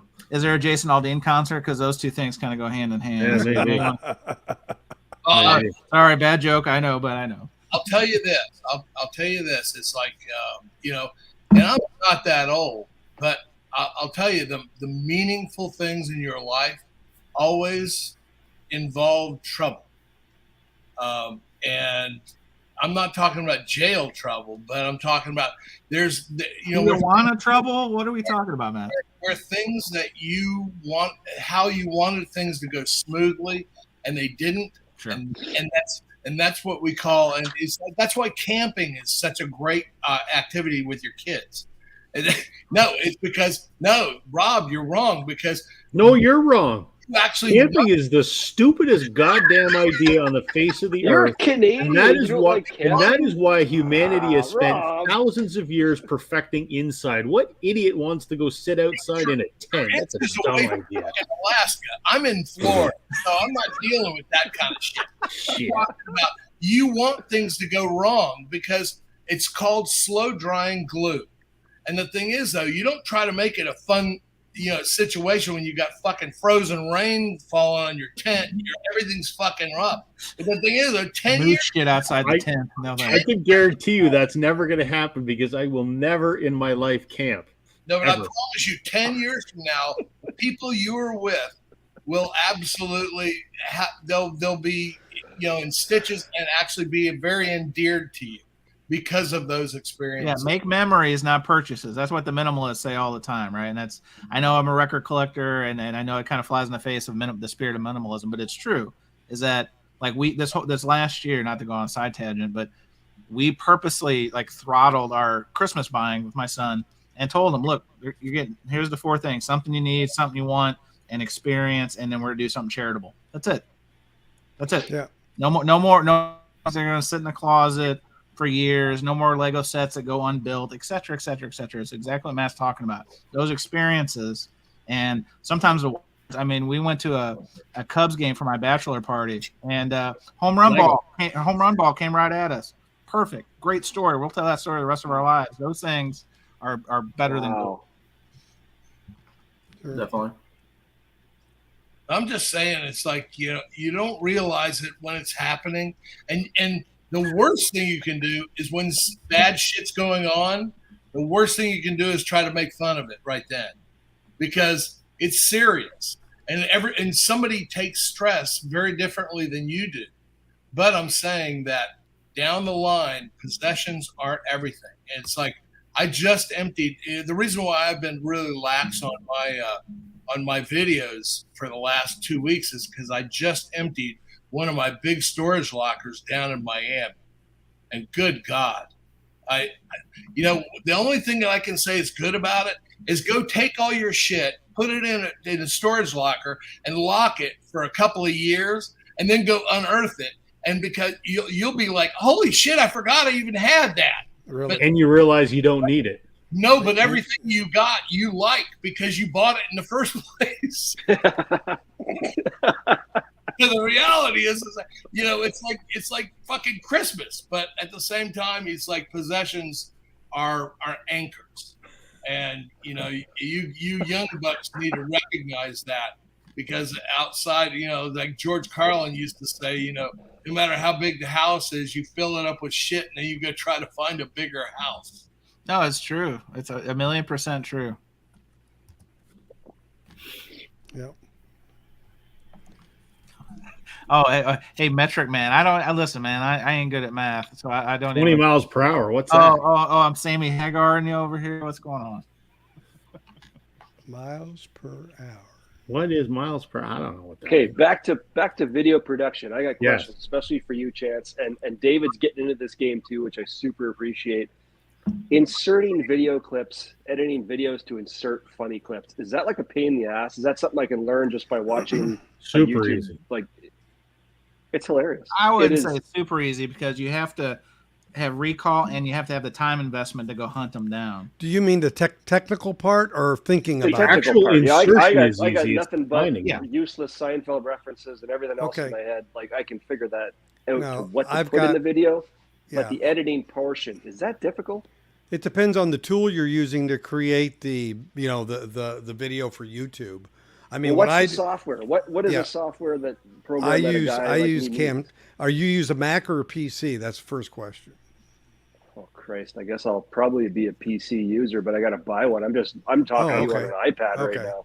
But- Okay. So I mean, you could. I mean, You could use iMovie. You could use iMovie if theoretically. you have Apple, you could. I mean, I know people obviously that do them on their phones, that could do them on iPads. But to David's point, you'll be able to unlock a lot more a lot less time restraint. The better the software, the more capabilities are at your disposal. Yeah. The better the camera, and the I better, can. Yeah. light, Right. better everything looks. Yeah, and Jason, I mean, just connect with me if you want. I'll do some streams with you to show you what I use, and you could at least see how it's done. do I need a ring light? No, fuck that. Fuck that shit. And the thing is, that people, How did I know Matt's opinion was going to be that? because I'm so over that shit, because people, and Hot take. Here you go, Matt. Hot take. I love Melinda, and there's a whole bunch of you guys who are using this shit wrong, because the way a ring light is supposed to be is the ring here, and your camera has to be mounted in the center of it. Yes. The thing is that there's mount. You see the mount right there where Rob has that. Right. People aren't doing that. They're using it like a fucking main light. This Key is a light. here. This is a key light right here.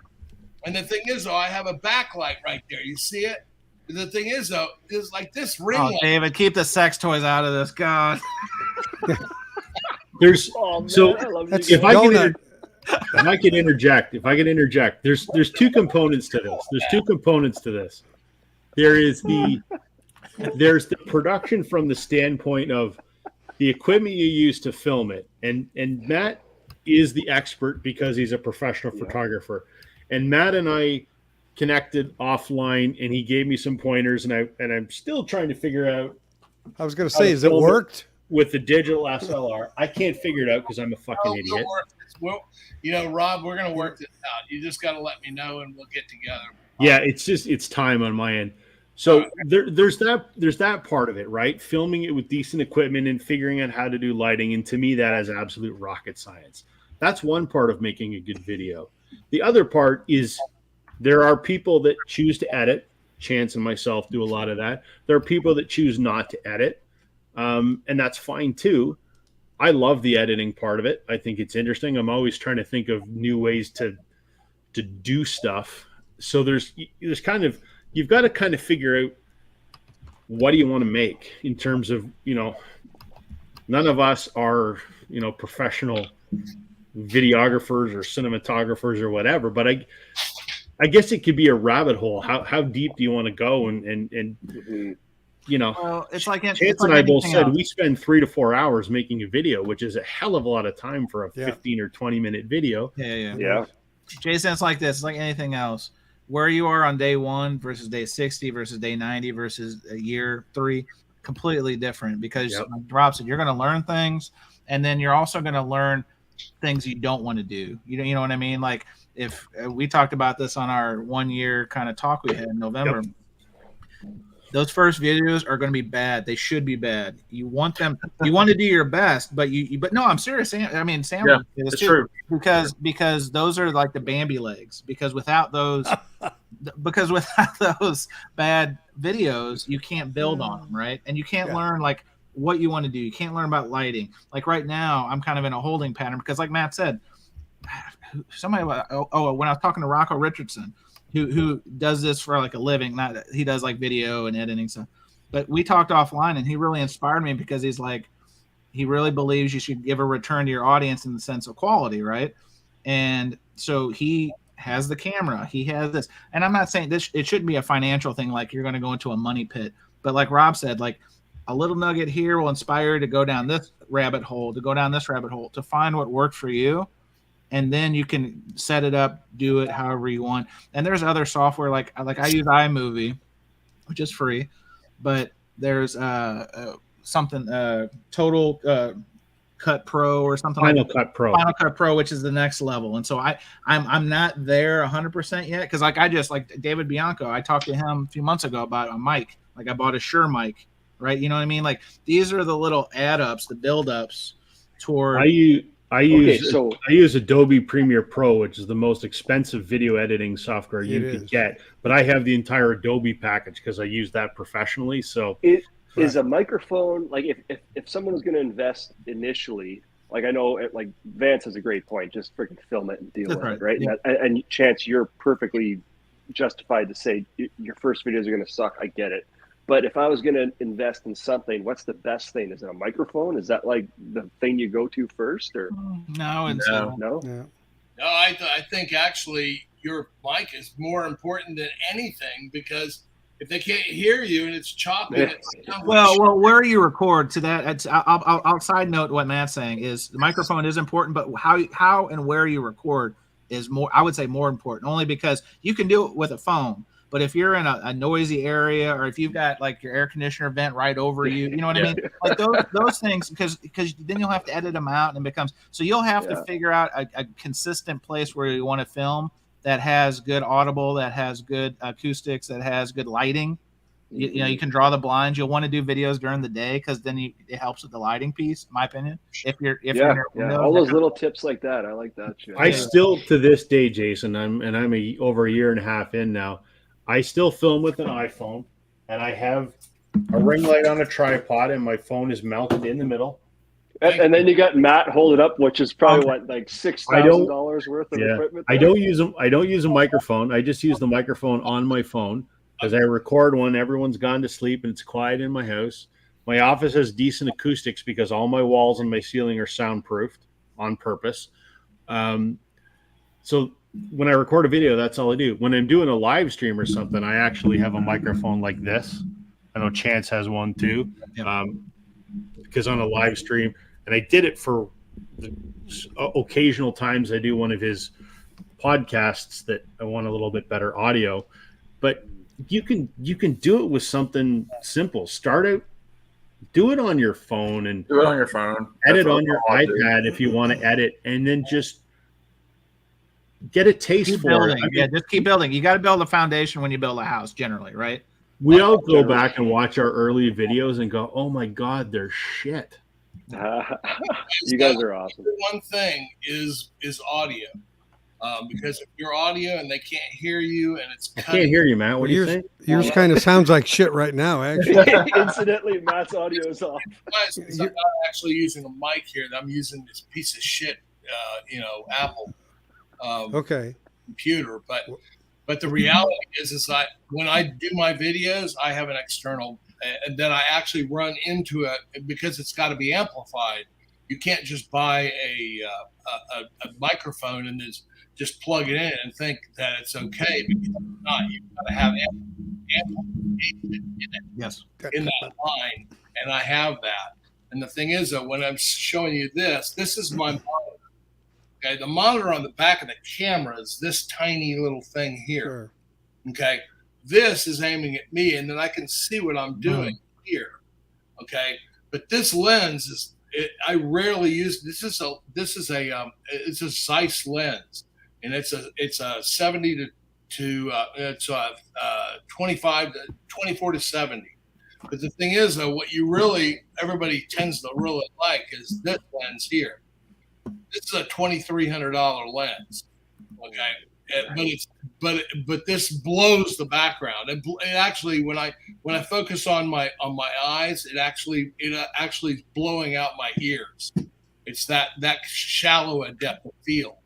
But the thing is, though, you don't need something like that, but you definitely want a camera like what Rob was showing me. Rob showed me what he had, and he can actually do all that. If he wants to add a monitor, he can do that. And the thing is, you don't have to be. Yes, see, look at David blowing that background out.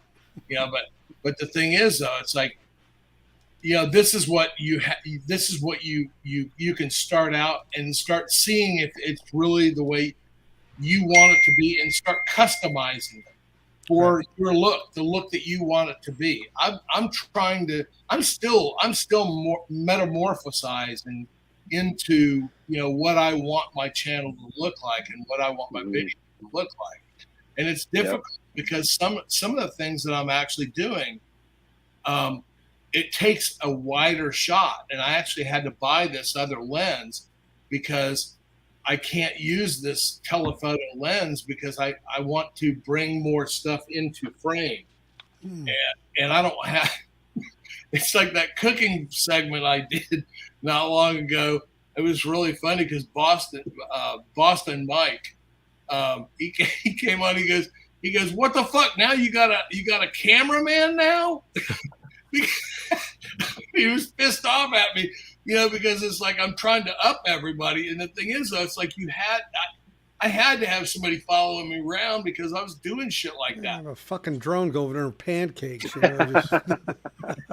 It's hard to sit there and run that shit on yourself while you're doing stuff with your hands. So the thing is, though, it's like you'll start small, but you start to dream bigger. And the thing is, though, that's all you. And you can have a ball without spending thousands of dollars. And that's the most important point. Before you make your first video, you should have an idea. What do I want this to be? The whole channel needs a goal. The whole channel really needs a goal. You need an identity. Whether you want to give your channel a name, like God, Revolutions, Safe and Sound Canada Excursion. Oh my God! Decide what. It's almost like Jason and the Argonauts. That's what it's almost like creating a brand identity, almost on a very much smaller scale. But just decide what you want to be, then make your first video, and then just try and mold that lump of clay with each video that you make. It doesn't have to be rocket. One of my things is one of the main things that you got to do is, and it sounds like you've been doing it, is watch other people.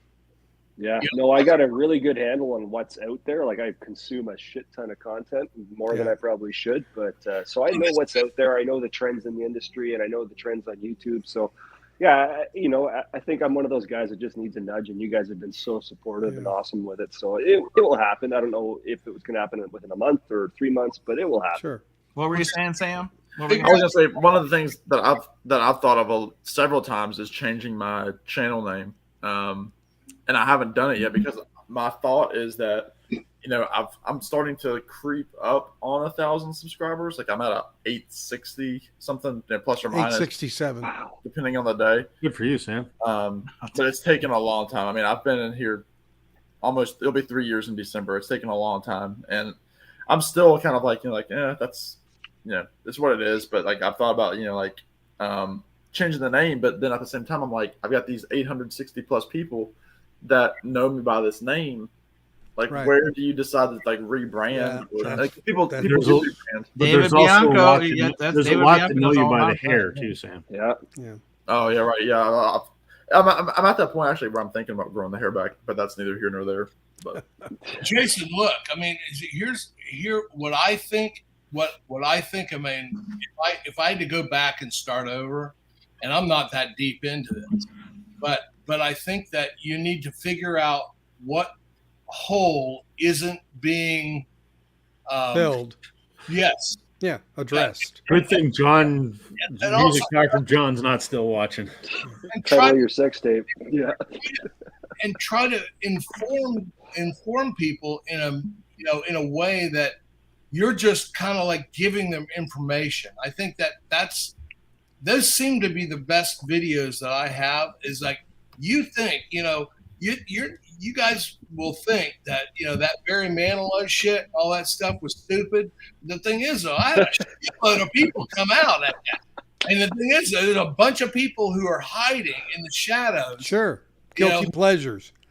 And the thing is, though, it's like wait till I put out my Partridge Family one.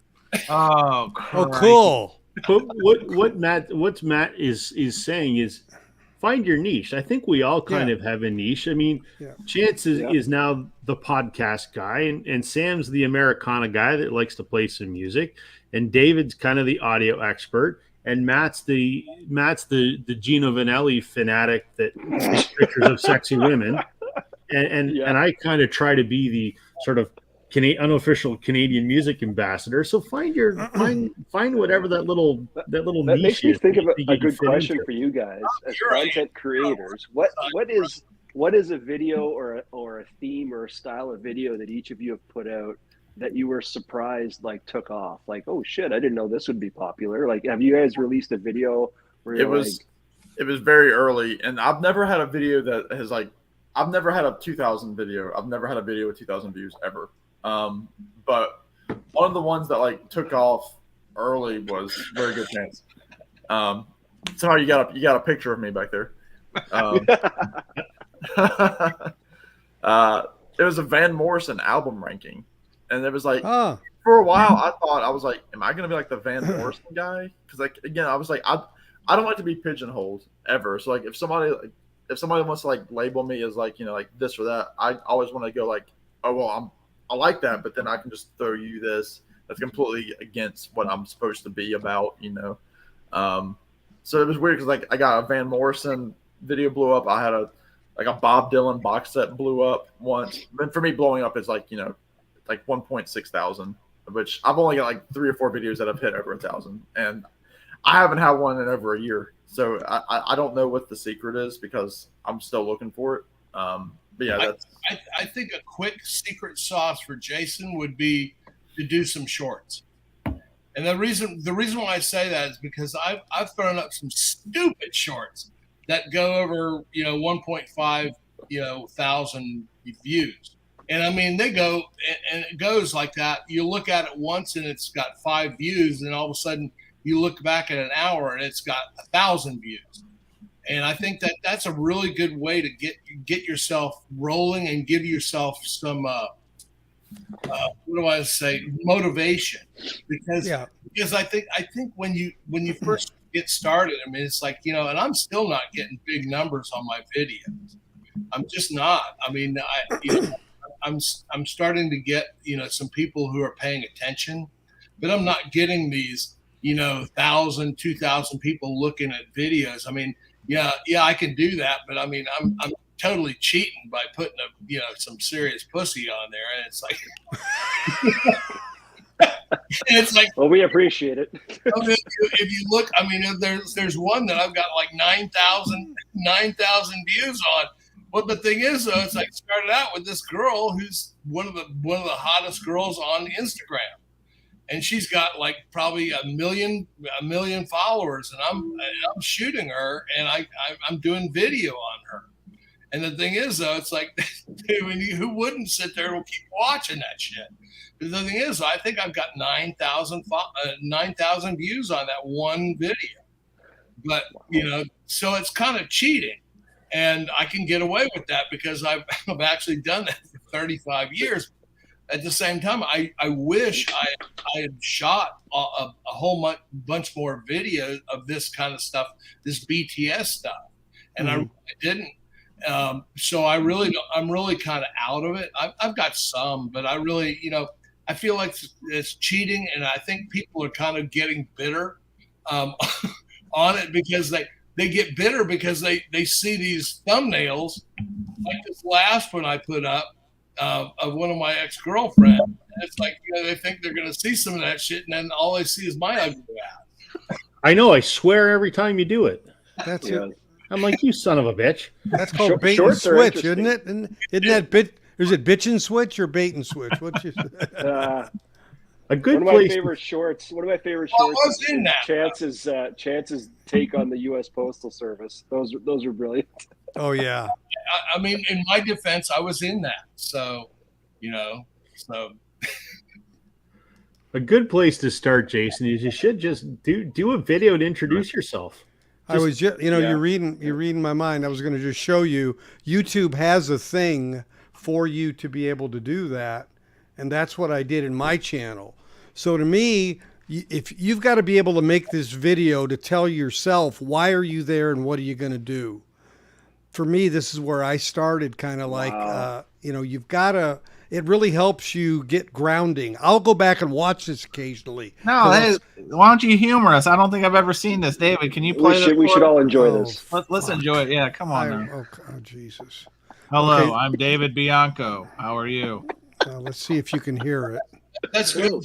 And welcome to the inaugural edition of The Sound of Safe and Sound, Texas. Old name, old intro, which I've shortened. Looks like Doom, doesn't it? David Bianco, Metal Hour, yeah.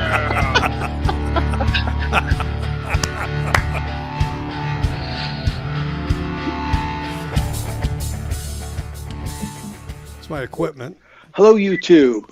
Welcome to this inaugural launch of our channel at The Sound of Safe and Sound, Texas. It's March 1st, 2022, and my name is David Bianco. So,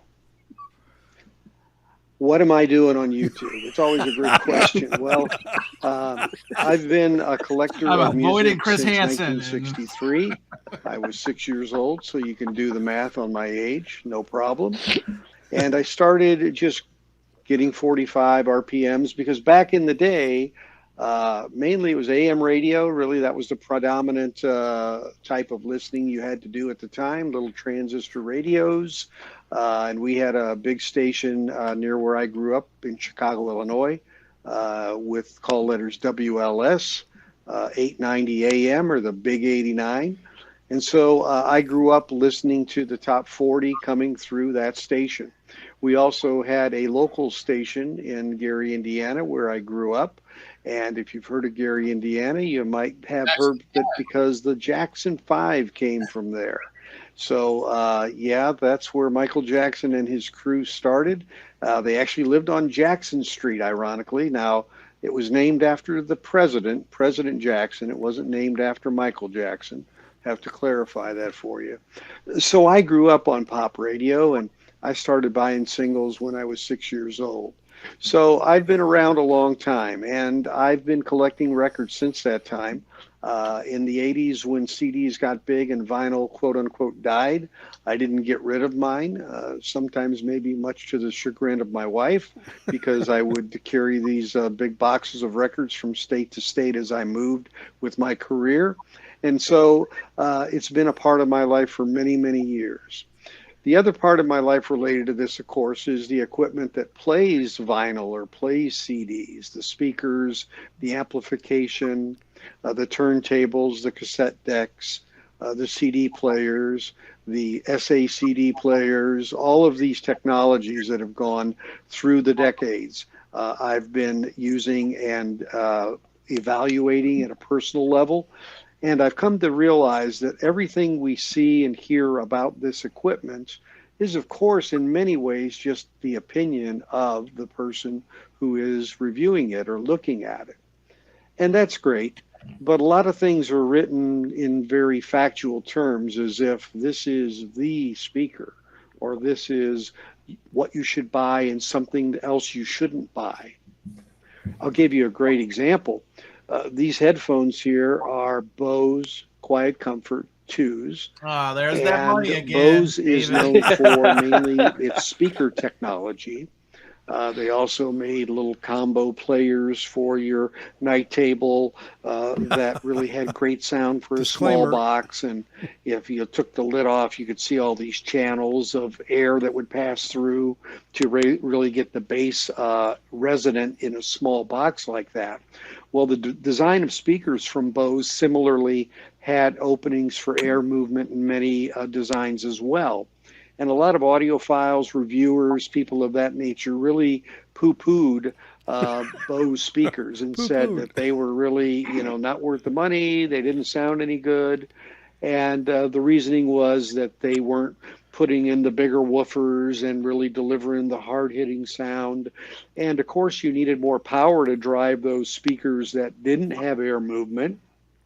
So the Bose speakers could be used with less amplification. So and Jason, in some cases, you got to realize the industry is... Not to cut you off, David, from March of see, that's a 10-minute. So yeah, that's fine. But the idea is still the same, Jason. Yes. Like, so how many of those 917 views are you rewatching?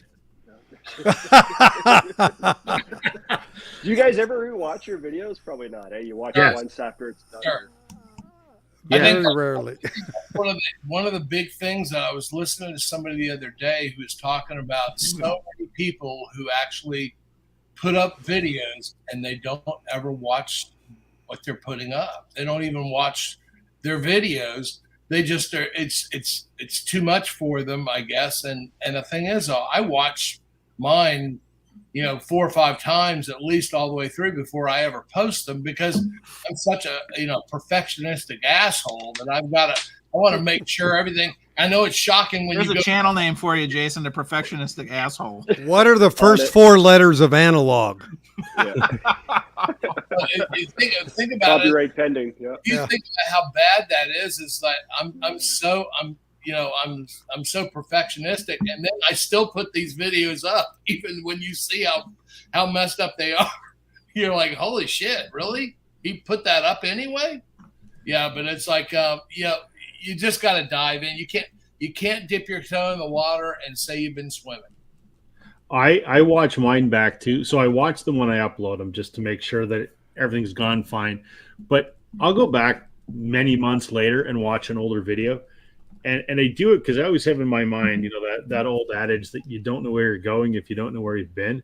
And I like to see where I was and how shitty they were and contrast that to where I am now. And then I don't know, that often provides me with a bit of insight about what I can do better still. Right. I agree. And it's also to torture my wife and son. I think I've watched your stuff, Rob. I've watched your stuff for probably a year now.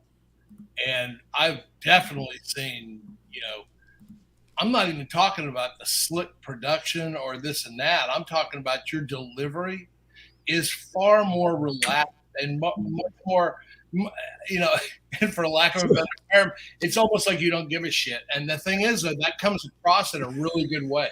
But and that's the thing, you can't. I remember the first video, or the second video I did was my room tour. First one I did was I called it my record journey, but it was introducing myself, the Vonnie Comedian, and how I got here.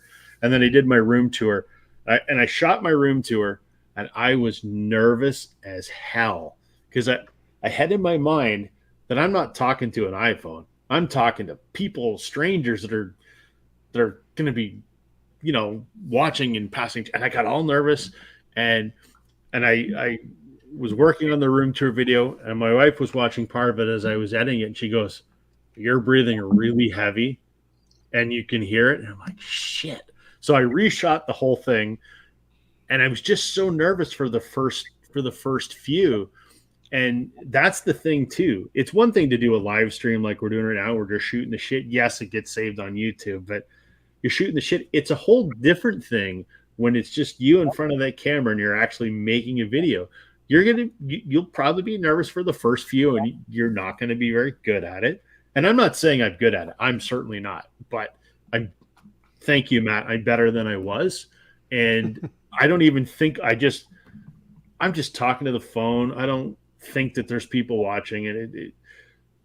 But that's going to be something that maybe you don't think about. You probably will be a little nervous the first few times you do it, but the more you do it, the more natural it becomes. None of us will sound as good as David Bianco with that buttery voice. But yeah, buttery voice. That's right. I mean, you're either born with it or you're not. And then that's right. I wasn't born with it. I've been watching Chance, and his progression is also along that same line. I mean, boom. I remember when I started doing these videos, and my dog would start barking at me like there's somebody in the house. Oh, when Chance was on, yeah, I had the same effect on my dog. Actually, my poodle's a girl, and she just snuggled up to the laptop. That's what our focus groups are telling us here at Concert Buddy Incorporated is like we are #1 with poodles. Yes.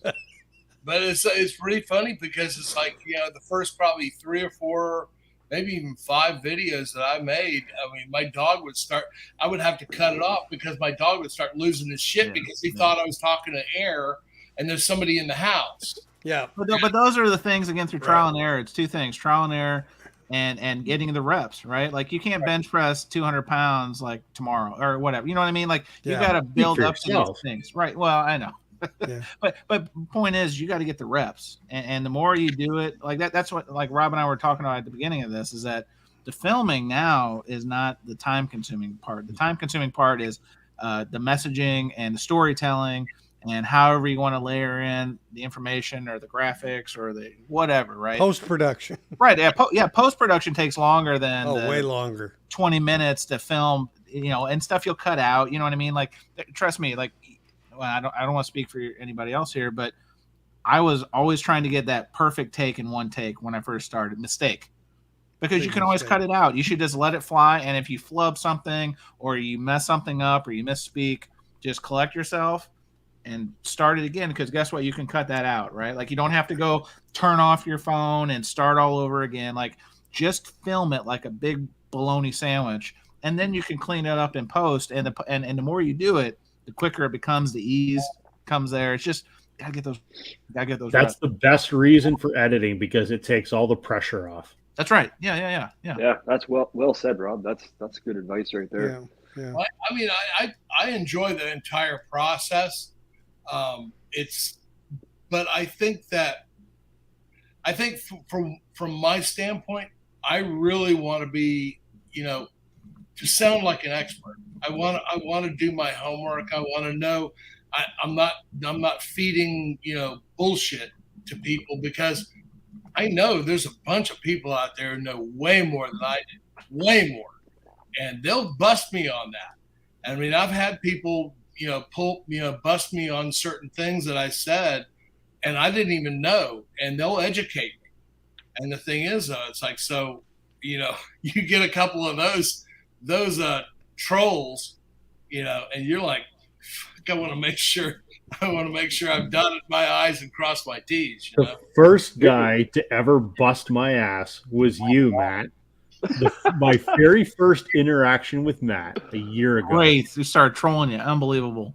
Sorry. No, it was I did a video about some Canadian artists, and Matt just fucking took me to task about the audacity that I would have to not include Gino fucking Vanelli. Oh my God. He just fucking read me the riot act, and I don't know shit about Canadian music and whatever. Gino who? That's what who the hell is Gino Vanelli? Who? But you know what? Dude. it was all in good fun, and you know what? It was. I remember that comment more than anything else. I'm like, who is this asshole? You know, but you know what? I love you, Matt, and you know that I do, and that was one of my most favorite interactions. Here's my last question for you guys. I'll stop bugging you about stuff, but No. You're not bugging. This is a great topic, man. When you started making videos, what artists were you most excited to kind of share with people, whether introduce them or just talk about them? Like, what Gino was Vanelli. Like, Gino Vanelli. Good answer.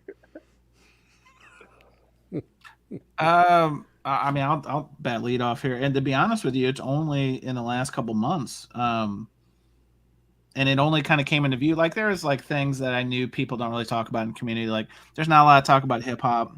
There's not a lot of talk about country. You know what I mean? Like, there's exactly like Matt, to not kidding and kindness, of course, but there are certain artists you just never hear about. And that's one thing I really enjoy about Matt's channel is like Same here.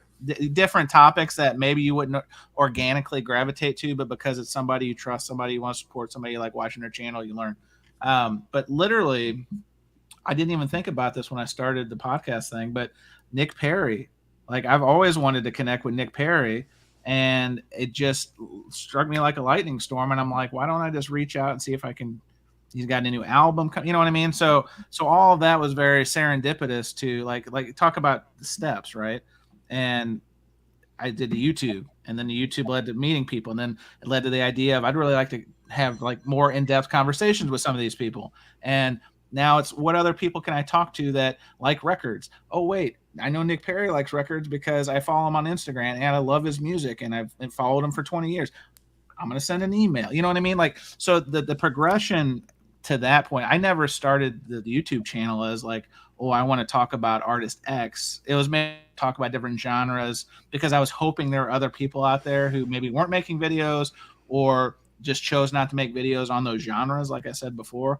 But in terms of like an artist I to like really lean in on, I mean, there's some other bands that I've thought of to, you know, maybe talk about. But to be honest with you, passion projects like that, you got to be careful because while I'm very happy with how that whole thing turned out, the views were, you know, not, and you know what I mean? And so you have to do it for the right reasons and do it for yourself. I didn't, you know, because if you go into it and be like, man, I'm going to talk to, I don't know, Grace Potter, like Rob and I have been talking about here lately. And I reached out to her people and it was Stonewall. Right. But like, that wasn't the end game. That was just like, that'd be great. I'd love to talk to it. You know what I mean? But like, I can't get wrapped up in that. Yeah. Right. Yeah. But I also can't like worry about if it did come to fruition and only 132 people watched it. Like, to me, it's a success. You know why? Because I got to talk to the artist and I got to like really ask them questions for free that I probably wouldn't have access to. You know, like people do like the meet and greets and all that stuff. You got to pay for that access. Yeah. I just reached out with an email and got to talk to somebody and tell them what their music meant to me and also help promote their project and all that stuff. So it was a very like beneficial. Anyway, long-winded way of saying like it wasn't an artist that I was really excited to make because when you make these videos, like, well, pardon my French, guys, don't blow your load on your best ideas starting out because nobody's going to see them. Now, if you want to, because that's important to you, do it. But you know, like as you get your reps and as you get like used to this thing and as you like start connecting and all those kind of things, then maybe start really putting that creative energy like Matt and his Jocko project. I'm sure like that was something maybe he was really thinking about for a long time in this whole YouTube thing, but he got his reps in and then knew how he wanted to present it. It was an important thing for him to do, an important tell. And I feel like he did it more justice doing it when he did it as opposed to video 2. You know what I mean? So that's why I'm holding off on my Taylor Swift video.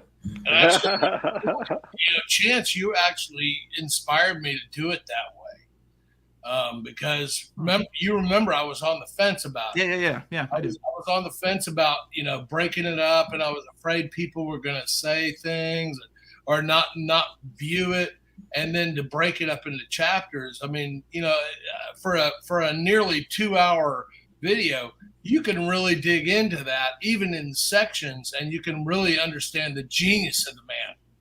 Well, and there's going to be people, and I found this in my own YouTube traversing as a viewer, you'll find those long form videos. And I think this is kind of what I was talking to you about at the time, Matt, is like, there's going to be people out there who are going to stumble on this and really enjoy it. One, because they're going to see your passion, your authenticity, your subject matter. But like, one, it's ease of access. It's free on YouTube, right? But two, like the amount of thought and work and care that you put into this is going to shine. And guess what? Like they didn't have access to that before. You know what I mean? There's not, correct me if I'm wrong, but like there's not a lot of people who have gone to the lengths that you went to go album by album and tell that story and, you know, give people insights of like, yeah, this is a good jumping on point. And Jocko played with all these people, you know what I mean? Like you had so much color to the story that, you know, like you're saving somebody of time to go down that Google or whatever rabbit hole, because here you are, you're serving it up to them on a silver platter. And that is back to that feeding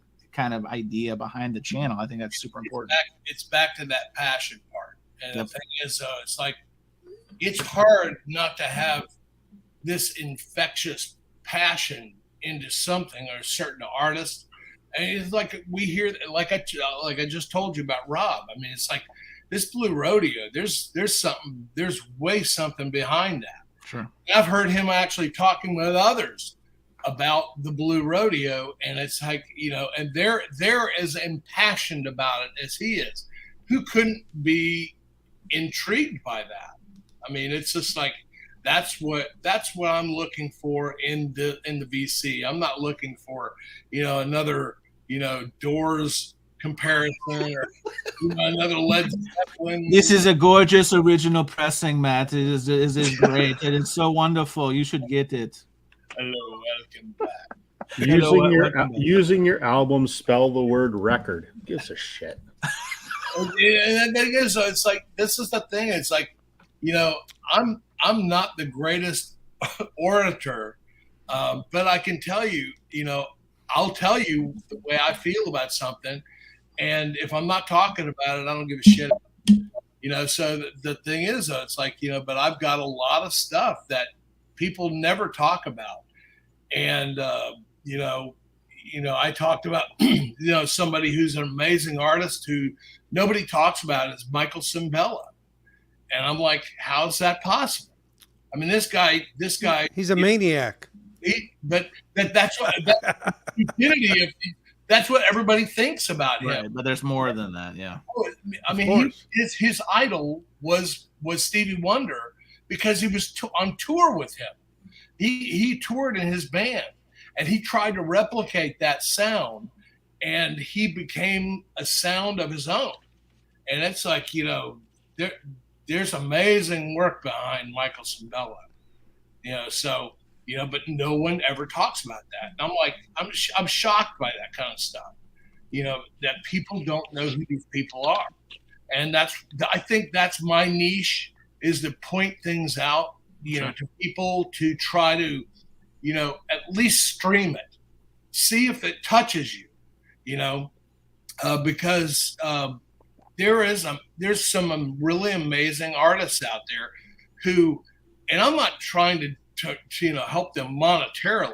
I'm just telling you know, I'm sharing from me and what I really love, and I'm hoping that there's people out there who actually try it and go, holy shit, how did I not? You know, the thing is, we grew up, and me and David grew up on what I call communist radio, because what they did is they and you know, I graduated high school in 1981. Okay, so, you know, but even before then, they were actually controlling the radio waves. Pay per play was all in play, and these, you know, these artists who had no business being on top were on top because they were paid. Payola, and that's outrageous. And the thing is, once I started recognizing this, and I recognized this probably as a sophomore in high school, I stopped listening to the radio, and that's when I started doing mixtapes and started finding my own way of music that I really love. And the thing is, I'm not because what they did was brilliant. And they're still doing it to this day. What they're doing is they're connecting with music to an event in your life, and that's what makes it special. Mm-hmm. Kiss, your first girlfriend, your first whatever, And the thing is, though, all those things are so impactful in your life that you'll forever love that song, whether the song was good or not. It's emotional connection. Yeah, absolutely. And they've done that for years and years. And even when I was working, for a year following the Interscope tour, and shooting all their biggest people on stage and all that shit, we had meetings that I was actually photographing. That they were all the main radio players all over the country were all sitting down with all the AR people, and they were all talking about pay-per-play and let's make it more legitimate and making more money, and it's all money. And the thing is, though, to us, it's not money. To us, it's passion. And the thing is, though, if we can hold on to that, we've got to get away from the, and that's why I'm kind of really shit. I shit on these, these people who are jumping on board with their vinyl this and vinyl that now because it looks like it's a big cash cow. And I say, don't get suckered in on the variants and all this shit. Find the best pressing, listen to it, and love it. Sorry. And you're absolutely right, Matt. I mentioned earlier there's a Facebook group that I am part of locally that Boys for Barry, is that the one? Boys for Barry Canada? No. And there's a whole slew of young record collectors in it that don't know shit about nothing, and that's fine. It's wonderful that there's a young crowd getting into the hobby, but they're all so concerned about, well, I just bought this, I bought all the variants of this, or I bought these, keep it sealed, and how do what way do I store it? Do I stand it up there, lay it? Open the fucking record and play it. And every time someone asks a stupid question like that, I'm very polite about it. I'm like, open it up and play the damn thing. It's a record. That's what it's for. You're doing it a disservice by letting it sit there. Like, play the damn thing. This isn't an investment. No. This is an investment in your future as far as your heart and your passion and your soul and stuff like that. That's where we got into it. Think about when we got into this. And how young we were. I mean, I started this shit when I was in my, probably, 10, 11, 12. I wasn't looking at, investment and variants and all this shit. I was just straight up listening to the music. And if it moved me, it moved me. I think, Jason, you're new to records relatively, are you not? Yeah, I would say 2020 probably. Yeah, so pretty new. Like, I was one of those COVID babies as far as vinyl goes. I knew I was getting into it someday, but well, there's your first video right there, right? I mean, you could offer a word of there's so much I've learned so fast that I kind of want to impart on other collectors. Like, it's funny, you go through all this predictable phases of just trying, oh my God, there's records, I'll just grab all of them. And then you come home and they're like, scratch the shit. They sound like garbage. You can barely make out some of the stuff. And so, like, there's all these kind of progressions you make. And so a couple people I know that have gotten into records since I have, I'm like, okay, just heed my advice here. Like, don't buy that. There'll be other and there's records. Another video topic for you right there.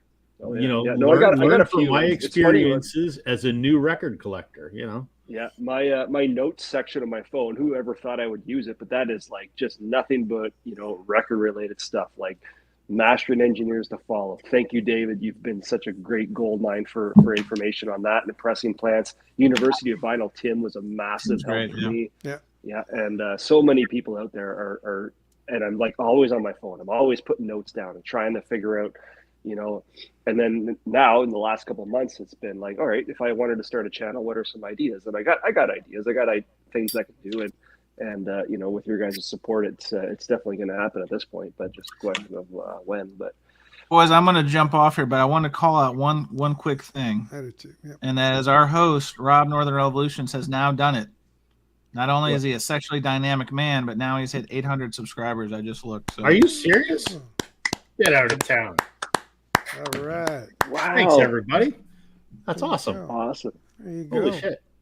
Yeah, I'm going to peace out too there, guys. But thank you. All right, we'll wrap it up. Thank you, everybody. Thanks, Rob. Concert buddy, David Bianco. Matt, Prime Analog Records, and Matt. Jason, who's going to start a channel very soon, and we hope that he does. And when he does, we will all be subscribers. Safe and Sound Canadian Excursion coming at you 2024. When you're ready, Jason, make sure to give Bianco some cutbacks. He's got to afford that butler service. He's got. There you go. Sure. It's actually a maid, but don't go there. I'm sorry. I was just Michelle the maid. Yeah. Jason, when you're ready, let us know and reach out to any of us for help. Absolutely. If there's anything we can help you with, we all absolutely will. Not that we know shit about anything, but we've done it for a little bit. But when you're ready and you got a video ready, let's do a Jason live channel launch spectacular. We'll do something. We'll make That's right. That's right. And Music Talk with John, you guys can wear your birthday suits together, and it'll be this really. We'll get. It's one way to kill a channel right on its introduction day. Dead on arrival, man nudity. Yeah. Awesome. Thanks so much. All right. You guys told me to be different. I picked my lane. Hey. All right. Well, it was a short lane. Everyone. See you guys. Thanks everyone for joining me, and thank you everyone for watching. We'll be back on Glenn's channel next week, except I'll be away for work, so I won't be here next week. But thanks everybody. Have a great night. See you. Take care, guys. Thanks. Bye-bye. Bye.